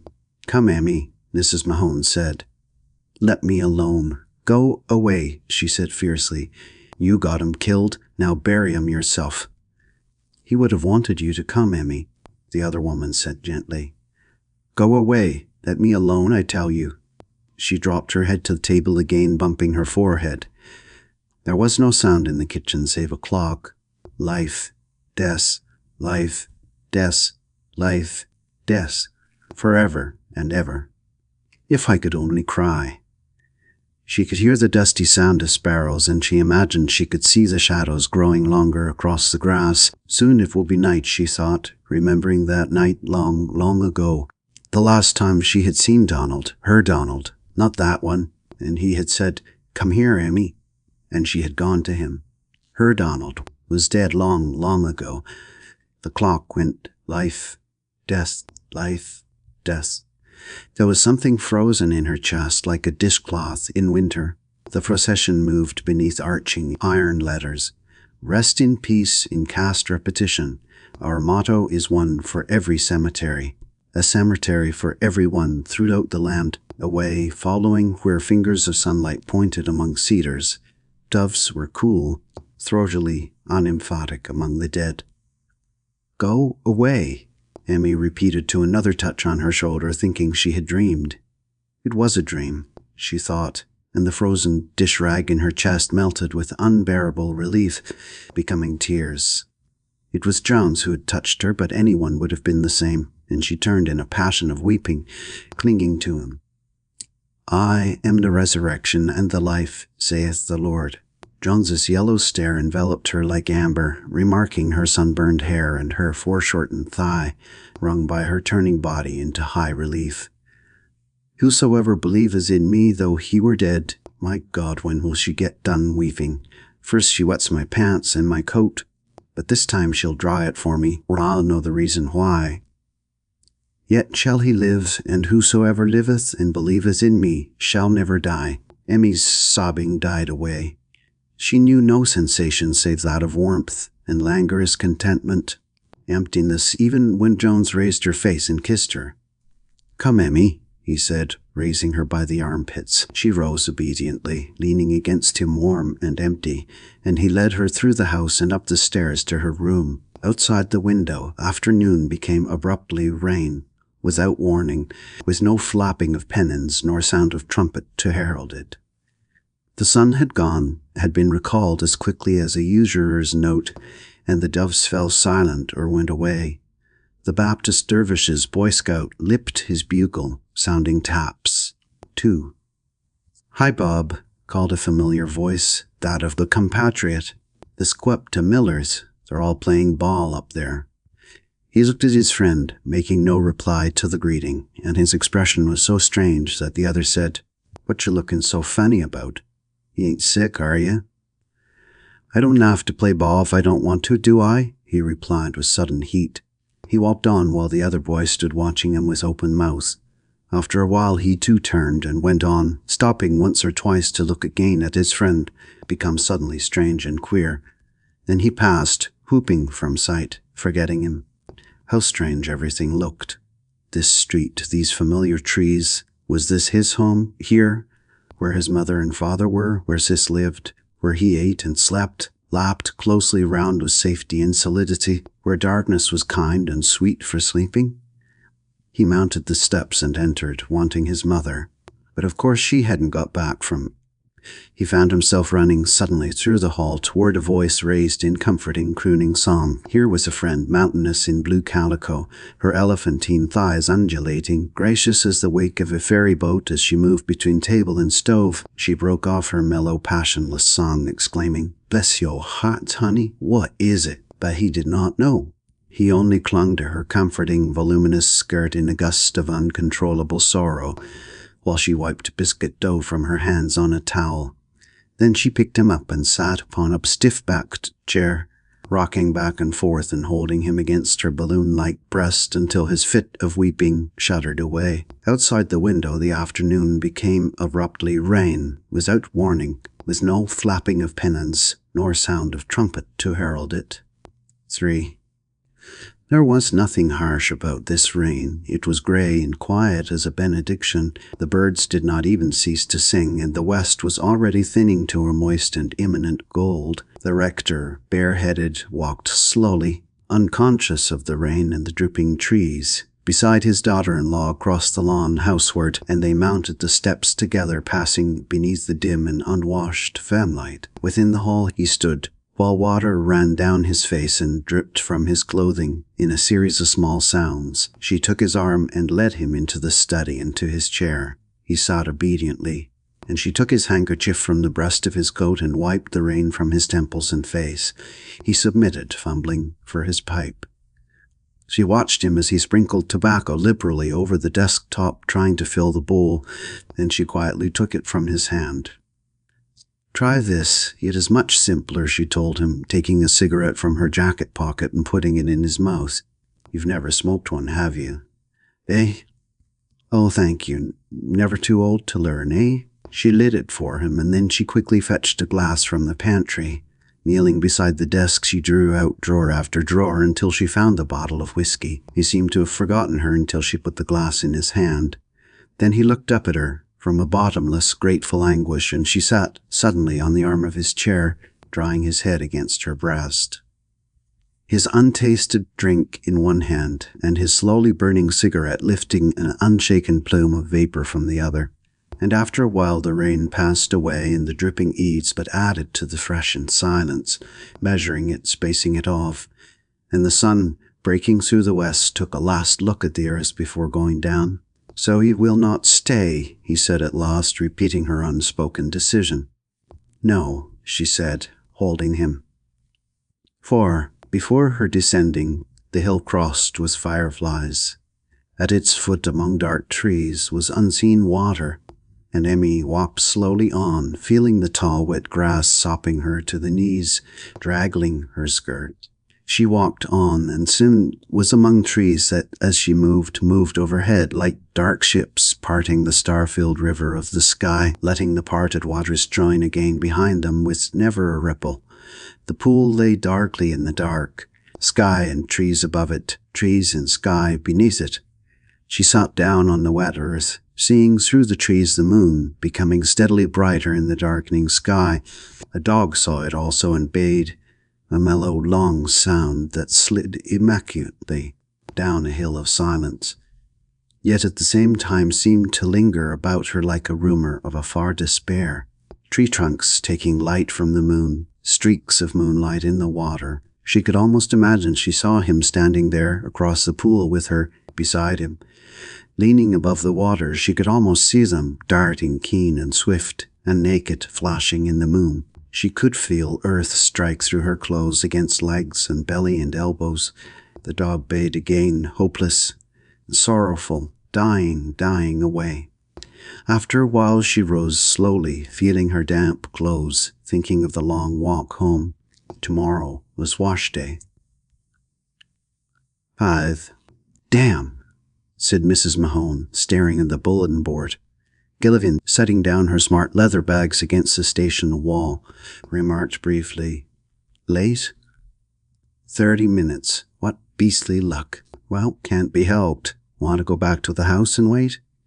No, I don't. I don't like these abortive departures. Get my ticket, please. She gave him her purse, and standing on tiptoe to see her reflection in a raised window, she did a few deft things to her hat. Then she sauntered along the platform to the admiration of those casuals always to be found around small railway stations anywhere in these United States, and yet continentals labor under the delusion that we spend all of our time working. Freedom comes with the decision. It does not wait for the act. She felt freer, more at peace with herself than she had felt for months. But I won't think about that, she decided deliberately. It is best just to be free, not to let it into the conscious mind. To be consciously anything argues a comparison, a bond with antithesis. Live in your dream, do not attain it. Else comes satiety, or sorrow. Which is worse, I wonder? Dr. Mahone in his dream, reft, restored, reft again. Funny for someone, I guess. And Donald, with his scar and his stiffened hand, quiet in the warm earth, in the warmth in the dark, where the one cannot hurt him and the other he will not need, no dream for him. The ones with whom he now sleeps don't care what his face looks like, per ardua ad astra. And Jones, what dream is his? Nightmare, I hope, she said aloud, viciously. Then one collarless and spitting tobacco said, "Mum?" With interest, Gilligan reappeared with her ticket. "You're a nice boy, Joe," she told him, receiving her purse. He ignored her thanks. "Come on, let's walk a ways." "Will my bags be all right there, do you think?" "Sure." He looked about, then beckoned to a Negro youth reclining miraculously on a steel cable that angled up to a telephone pole. "Here, son." The Negro said, "Sir," without moving. "Get up, dar boy. That white man talking to you," said a companion, squatting on his heels against the wall. The lad rose, and a coin spun arcing from Gilligan's hand. "Keep your eye on them bags till I come back, will you?" "All right, Cap'n." The boy slouched over to the bags and became restfully and easily static beside them, going to sleep immediately like a horse. "Damn 'em. They do what you say, but they make you feel so immature, don't they?" she suggested. "That's it. Like you was a kid or something, and that they'd look after you even if you don't know exactly what you want. You are a funny sort, Joe, and nice. Too nice to waste." Her profile was sharp, pallid against a doorway darkly opened. "I'm giving you a chance not to waste me. Come on, let's walk a bit." She took his arm and moved slowly along the track, conscious that her ankles were being examined. The two threads of steel ran narrowing and curving away beyond trees. If you could see them as far as you can see, further than you can see. Huh? Asked Gilligan, walking moodily beside her. Look at the spring, Joe. See? In the trees. Summer's almost here, Joe. Yes, summer is almost here. Funny, ain't it? I'm always kind of surprised to find that things get on about the same in spite of us. I guess old nature does too much of a wholesale business to ever be surprised at us, let alone worrying if we ain't quite the fellows we think we ought to have been. Holding his arm, walking a rail. What kind of fellows do you think we ought to have been, Joe? I don't know what kind of a girl you think you are, and I don't know what kind of a fellow I think I am, but I know you. And I tried to help nature make a good job out of a poor one without having no luck at it. Flat leaves cupped each a drop of sunlight, and the trees seemed coolly on fire with evening. Here was a wooden footbridge crossing a stream and a footpath mounting a hill. This stood on the rail of the bridge, she suggested, guiding him toward it. Before he could help her, she had turned her back to the rail and her straightening arms raised her easily. She hooked her heels over a lower rail and he mounted beside her. Let's have a cigarette. She produced a pack from her handbag and he accepted one, scraping a match. Who has had any luck in this business, she asked. The loot has. No, he hasn't. When you're married, you're either lucky or unlucky, and when you're dead, you aren't either. You aren't anything. That's right. He don't have to bother about his luck anymore. The Padre's lucky, though. How? Well, if you have hard luck and your hard luck passes away, ain't you lucky? I don't know. You're too much for me now, Joe. And how about that girl? Fella's got money, I hear, and no particular brains. She's lucky. Do you think she's satisfied? Gilligan gazed at her attentively, not replying. Think how much fun she could have got out of being so romantically widowed and so young. I'll bet she's cursing her luck this minute. He regarded her with admiration. I always thought I'd like to be a buzzard, he remarked, but now I think I'd like to be a woman. Good gracious, Joe, why in the world? Now, long as you're being one of them Sibyls, tell me about this bird Jones. He's lucky. How lucky? Well, he gets what he wants, doesn't he? Not the woman he wants. Not exactly. Certainly he don't get all the women he wants. He has failed twice, to my knowledge, but failure don't seem to worry him. That's what I mean by lucky. Their cigarettes arced together into the stream, hissing. I guess brass gets along about as well as anything else with women. You mean stupidity. No, I don't. Stupidity, that's the reason I can't get the one I want. She put her hand on his arm. You aren't stupid, Joe, and you aren't bold either. Yes, I am. Can you imagine me considering anybody else's feelings when there's something I want? I can't imagine you doing anything without considering someone else's feelings. Offended, he became impersonal. Of course, you are entitled to your own opinion. I know I ain't bold like the man in that story, you remember? Accosted a woman on the street and her husband was with her and knocked him down. When he got up, brushing himself off, a man says, "For heaven's sake, friend, do you do that often?" And the bird says, "Sure, of course I get knocked down occasionally, but you'd be surprised. I guess he just charged the beating to overhead." He finished with his old sardonic humor. She laughed out, and she said, "Why don't you try that, Joe?" He looked at her quietly for a time. She met his gaze unwavering, and he slipped to his feet facing her, putting his arm around her. "What does that mean, Margaret?" She made no reply, and he lifted her down. She put her arms over his shoulders. "You don't mean anything by it," he told her quietly, touching her mouth with his. His clasp became lax. "Not like that, Joe." "Not like what?" he asked stupidly. For answer, she drew his face down to hers and kissed him with slow fire. Then they knew that after all they were strangers to each other. He hastened to fill an uncomfortable interval. "Does that mean you will?" "I can't, Joe," she answered, standing easily in his arms. "But why not, Margaret? You never give me any reason." She was silent in profile against sunshot green. "If I didn't like you so much, I wouldn't tell you. But it's your name, Joe. Gilligan. I couldn't marry a man named Gilligan." He was really hurt. "I'm sorry," he said dully. She laid her cheek against his. On the crest of the hill, tree trunks were a barred grate beyond which the fires of evening were dying away. I could change it, he suggested. Across the evening came a long sound. There's your train, he said. She thrust herself slightly from him to see his face. Joe, forgive me, I didn't mean that. That's all right, he interrupted, patting her back with awkward gentleness. Come on, let's get back.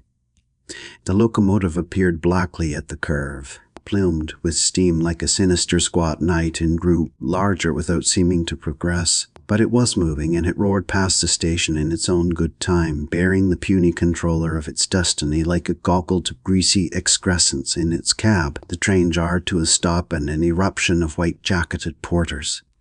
She put her arms about him again, to the edification of the bystanders. Joe, I didn't mean that.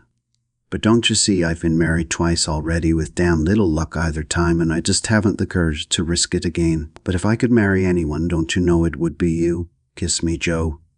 He complied. Bless your heart, darling. If I married you, you'd be dead in a year, Joe. All the men that marry me die, you know. I'll take the risk, he told her. But I won't. I'm too young to bury 3 husbands. People got off, past them, other people got on. And above all, like an obligato, the vocal competition of cabmen. Joe, does it really hurt you for me to go? He looked at her dumbly. Joe, she exclaimed, and a party passed them. It was Mr. and Mrs. George Farr. They saw Cecily's stricken face as she melted, graceful and fragile and weeping, into her father's arms. And here was Mr. George Farr, morose and thunderous, behind her. Ignored. What did I tell you? Mrs. Mahone said, clutching Gilligan's arm. You're right, he answered from his own despair. It's a sweet honeymoon he's had, poor devil. The party passed on round the station, and she looked at Gilligan again. Joe, come with me. To a minister? He asked with resurgent hope. No, just as we are. Then when we get fed up, all we need to do is wish each other luck and go our ways. He stared at her, shocked. Damn your Presbyterian soul, Joe. Now you think I'm a bad woman. No, I don't, Mum, but I can't do that. Why not? I don't know, I just can't. But what difference does it make? Why, none, if it was just your body I wanted. But I want. What do you want, Joe? Hell, come on, let's get aboard. You're coming then? You know I ain't. You knew you were safe when you said that. He picked up her bags. A porter ravished them skillfully from him, and he helped her into the car. She sat upon green plush, and he removed his hat awkwardly, extending his hand. Well, goodbye. Her face, pallid and calm beneath her small white and black hat, above her immaculate collar, she ignored his hand. Look at me, Joe. Have I ever told you a lie? No, he admitted. Then don't you know I'm not lying now? I meant what I said. Sit down. No, I can't do it that way. You know I can't. Yes, I can't even seduce you, Joe. I'm sorry. I'd like to make you happy for a short time if I could, but I guess it isn't in the cards, is it? She raised her face, and he kissed her. Goodbye. Goodbye, Joe. But why not, he thought, with cinders under his feet. Why not take her this way? I could persuade her in time, perhaps before we reached Atlanta. He turned and sprang back on board the train. He hadn't much time, and when he saw that her seat was empty, he rushed through the car in a mounting excitement. She was not in the next car either. Have I forgotten which car she's in, he thought. But no, that was where he'd left her, for there was the Negro youth still motionless opposite the window. He hurried back to take another look at her place. Yes, there were her bags. He ran, blundering into other passengers the whole length of the train. She was not there. She's changed her mind and got off, looking for me, he thought, in an agony of futile endeavor. He slammed open a vestibule and leapt to the ground as the train began to move.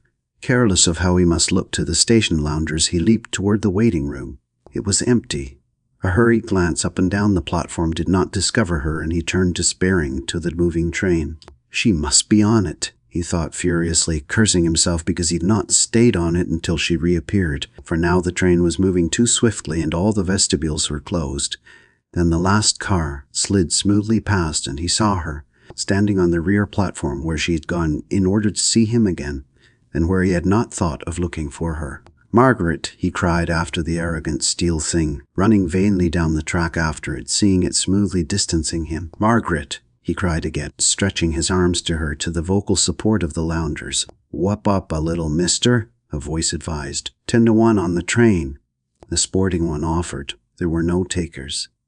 He stopped at last, actually weeping with anger and despair, watching her figure in its dark straight dress and white collar and cuffs become smaller and smaller with the diminishing train that left behind a derisive whistle blast and a trailing, fading vapor like an insult, moving along twin threads of steel out of his sight and his life. At last he left the track at right angles and climbed a wire fence into woods where spring, becoming languorous with summer, turned sweetly nightward, though summer had not quite come.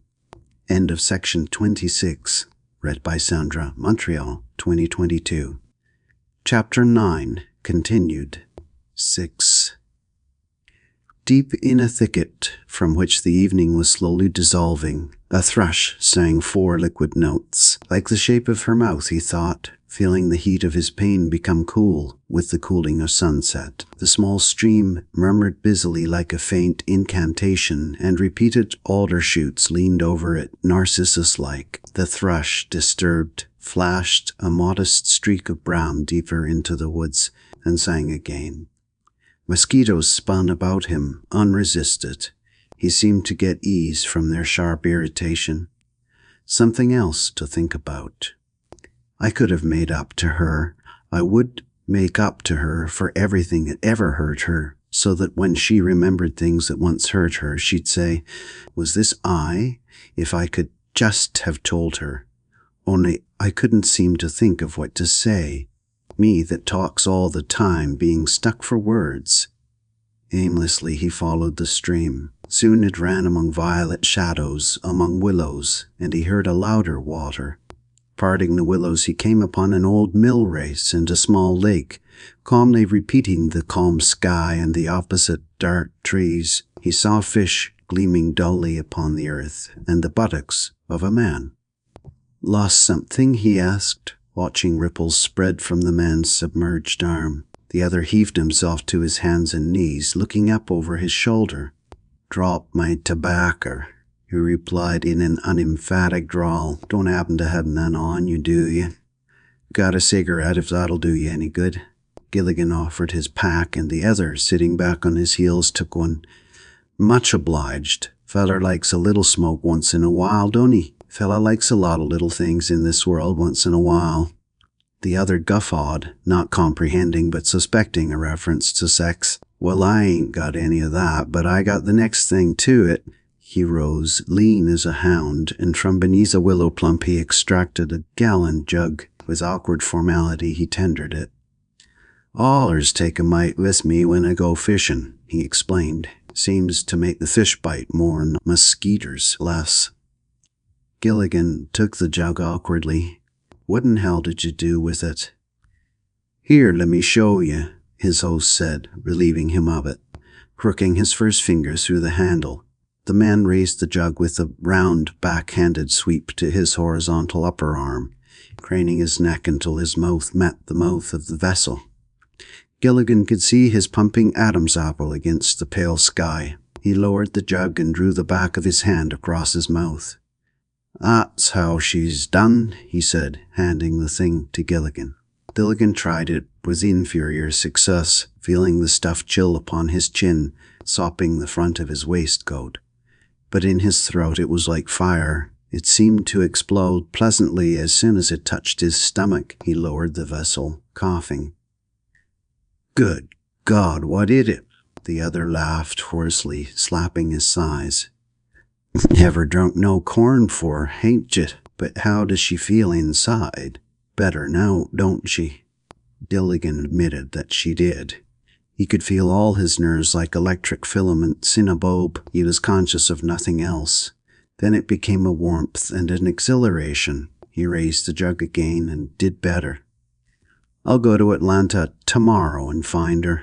Catch her before she takes a train out of there," he promised himself. "I will find her. She cannot escape me forever." The other drank again, and Gilligan lit a cigarette. He too knew a sense of freedom, of being master of his destiny. "I'll go to Atlanta tomorrow. Find her, make her marry me," he repeated. Why did I let her go? But why not tonight? Sure, why not tonight? I can find her. I know I can, even in New York. Funny, I never thought of that before. His legs and arms had no sensation.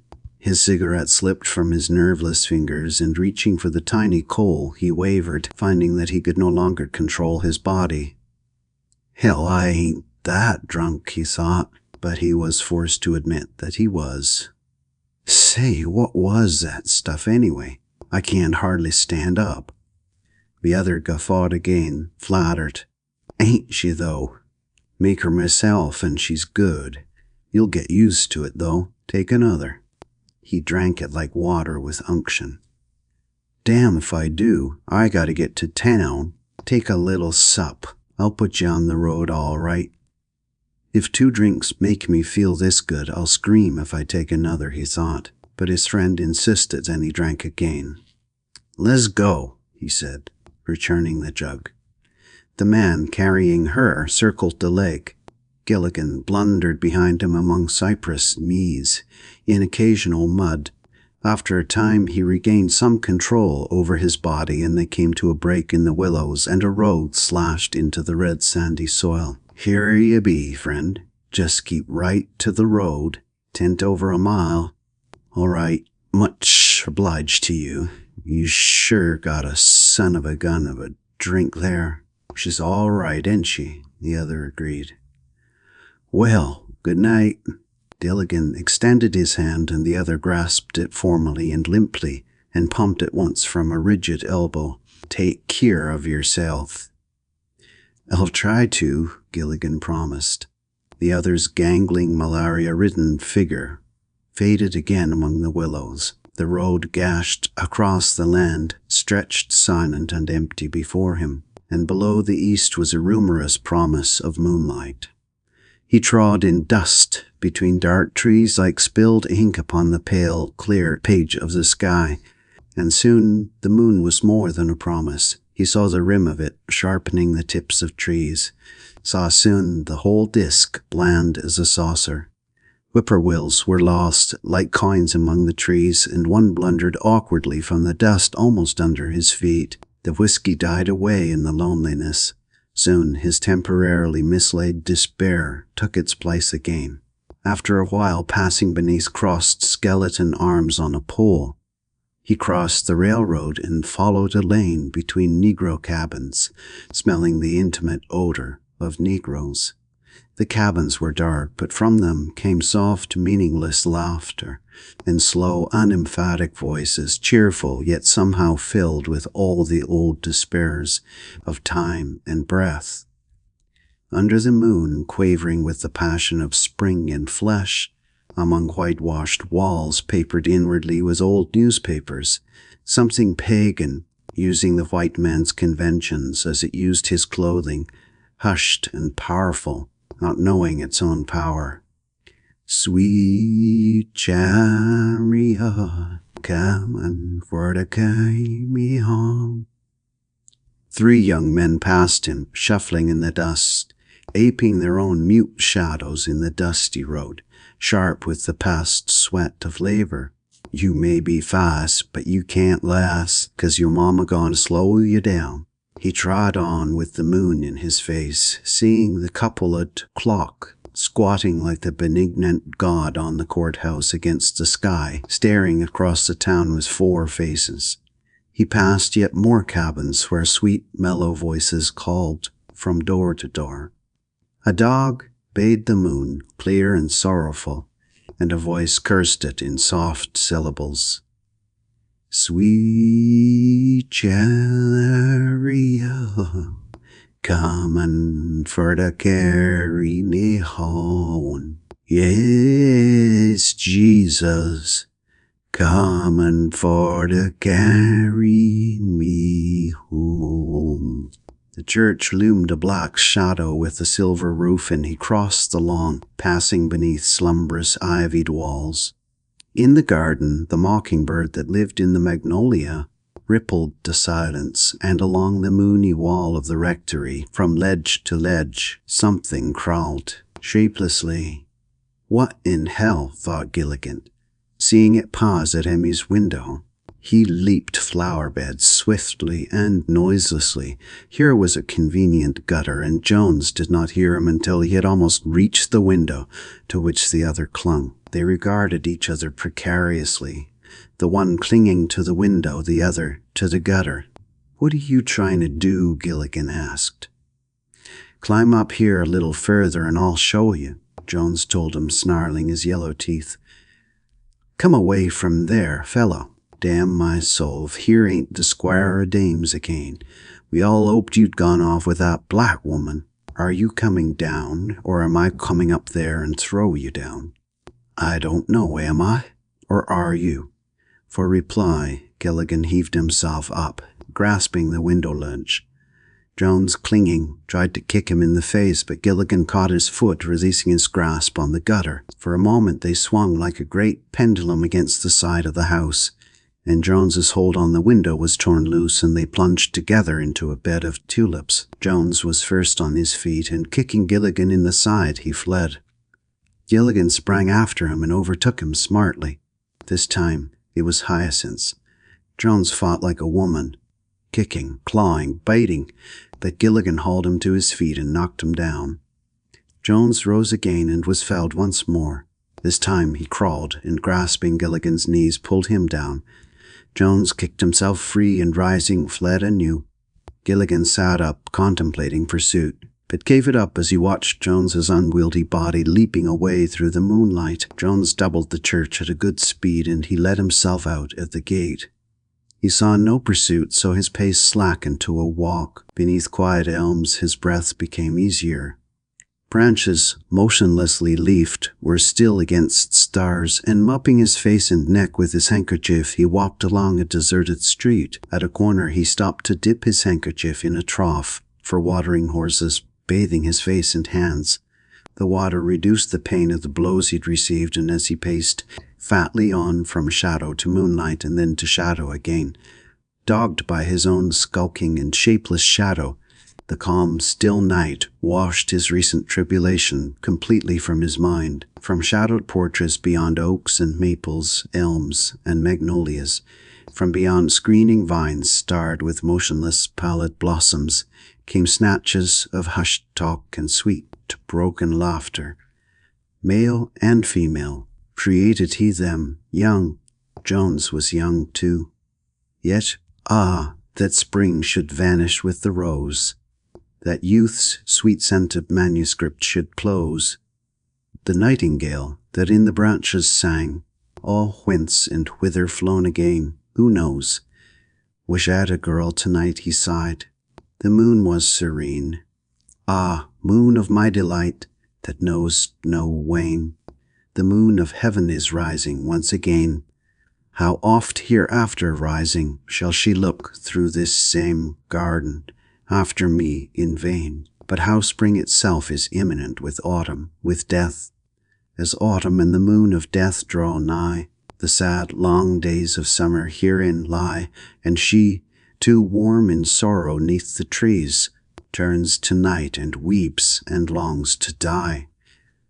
And in the magic of spring and youth and moonlight, Jones raised his clear sentimental tenor.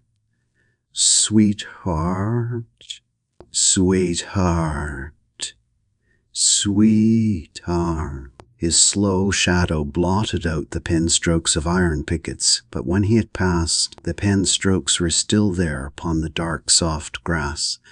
Clumps of petunia and cannas broke the smooth stretch of lawn, and above the bronze foliage of magnolias, the serene columns of a white house rose more beautiful in simplicity than death. Jones leaned his elbows on a gate, staring at his lumpy shadow at his feet, smelling Cape jasmine, hearing a mockingbird somewhere. Jones sighed. It was a sigh of pure ennui. 7. On the rector's desk was a letter addressed to Mr. Julian Lowe, Blank Street, San Francisco, California, telling him of her marriage and of her husband's death. It had been returned by the post office department, stamped, removed, present address unknown. 8. Gilligan, sitting in the hyacinth's bed, watched Jones's flight. "He ain't so bad for a fat one," he admitted, rising. "Emmy'll sure have to sleep single tonight." The mockingbird in the magnolia, as though it had waited for hostilities to cease, sang again. "What in hell have you got to sing about?" Gilligan shook his fist at the tree. The bird ignored him, and he brushed dark earth from his clothes. "Anyway," he soliloquized, "I feel better. Wish I could have held the bastard, though." He passed from the garden with a last look at the ruined hyacinth bed.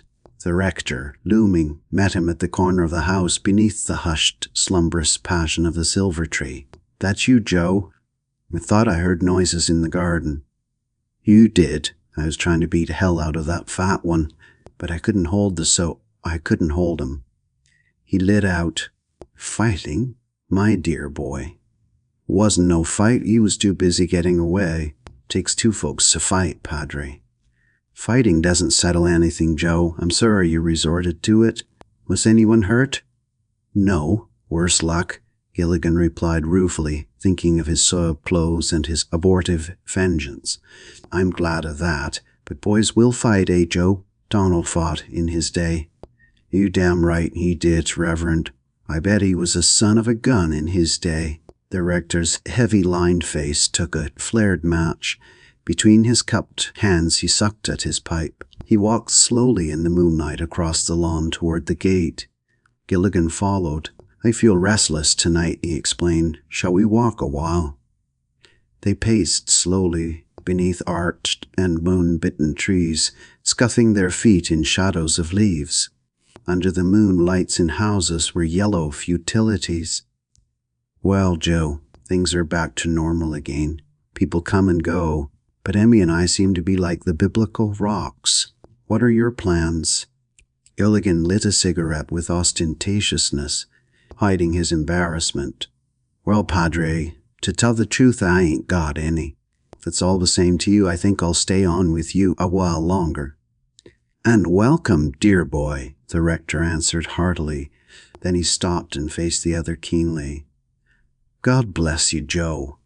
Was it on my account you decided to stay?" Gilligan averted his face guiltily. "Well, Padre." "Not at all. I won't have it. You have already done all you can. This is no place for a young man, Joe." The rector's bald forehead and his blobby nose were intersecting planes in the moonlight. His eyes were cavernous. Gilligan knew suddenly all the old sorrows of the race, black or yellow or white, and he found himself telling the rector all about her. "Tut," the divine said. "This is bad, Joe." He lowered himself hugely to the edge of the sidewalk, and Gilligan sat beside him. "Circumstance moves in marvelous ways, Joe." "I thought you'd have said God, Reverend." "God is circumstance, Joe. God is in this life. We know nothing about the next. That will take care of itself in good time. The kingdom of God is in man's own heart, the book says. Ain't that a kind of funny doctrine for a parson to get off? Remember, I'm an old man, Joe. Too old for bickering or bitterness. We make our own heaven or hell in this world. Who knows? Perhaps when we die, we may not be required to go anywhere, nor do anything at all. That would be heaven. Or other people make our heaven and hell for us."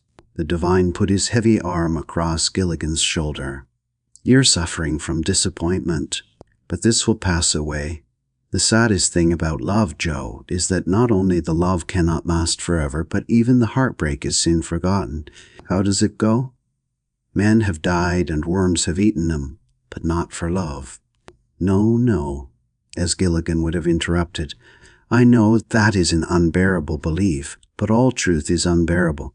Do we not both suffer at this moment from the fats of division and death?" Gilligan knew shame, bothering him now, me with fancied disappointment. The rector spoke again. "I think it would be a good idea for you to stay after all until you make your future plans. So let's consider it closed, eh? Suppose we walk further, unless you're tired." Gilligan rose in effusive negation. After a while, the quiet, tree-tunneled street became a winding road, and leaving the town behind them, they descended and then mounted a hill. Cresting the hill, beneath the moon, seeing the world breaking away from them into dark, moon-slivered ridges above valleys where mist hung slumbrous, they passed a small house, sleeping among climbing roses. Beyond it, an orchard slept the night away in symmetrical rows, squatting and pregnant. "Willard has good fruit," the divine murmured. The road dropped on again, descending between reddish gashes, and across a level moonlit space, broken by a clump of saplings, came a pure quivering chord of music, wordless and far away. "They're holding services. Negroes," the rector explained. They walked on in the dust, passing neat, tidy houses, dark with slumber. An occasional group of Negroes passed them, bearing lighted lanterns that jetted vain little flames futilely into the moonlight. "No one knows why they do that," the divine replied to Gilligan's question. "Perhaps it is to light their churches with." The singing drew nearer and nearer. At last, crouching among a clump of trees beside the road, they saw the shabby church with its canting travesty of a spire. Within it was a soft glow of kerosene, serving only to make the darkness and the heat thicker, making thicker the imminence of sex after harsh labor among the mooned land, and from it welled the crooning, submerged passion of the dark race. It was nothing, it was everything. Then it swelled to an ecstasy, taking the white man's words as readily as it took his remote God, and made a personal father of him. "Feed thy sheep, O Jesus," all the longing of mankind for a oneness with something somewhere. "Feed thy sheep, O Jesus." The rector and Gilligan stood side by side in the dusty road. The road went on under the moon, vaguely dissolving without perspective. Worn-out, red-gutted fields were now alternate splashes of soft black and silver. Trees had each a silver nimbus, save those moonward from them, which were sharp as bronze. "Feed thy sheep, O Jesus." The voices rose full and soft. There was no organ. No organ was needed, as above the harmonic passion of bass and baritone soared a clear soprano of women's voices like a flight of gold and heavenly birds. They stood together in the dust, the rector in his shapeless black and Gilligan in his new hard serge, listening, seeing the shabby church become beautiful with mellow longing, passionate and sad. Then the singing died, fading away along the mooned land, inevitable with tomorrow and sweat, with sex and death and damnation. And they turned townward under the moon, feeling dust in their shoes. The end of section 27. And the end of Soldier's Pay by William Faulkner. Some wounds don't bleed, they follow you home. If this story resonated with you, you're not alone. For more timeless literature, deep reflections, and quiet truths, subscribe to HoloReads. And remember, some stories don't shout, they stay with you.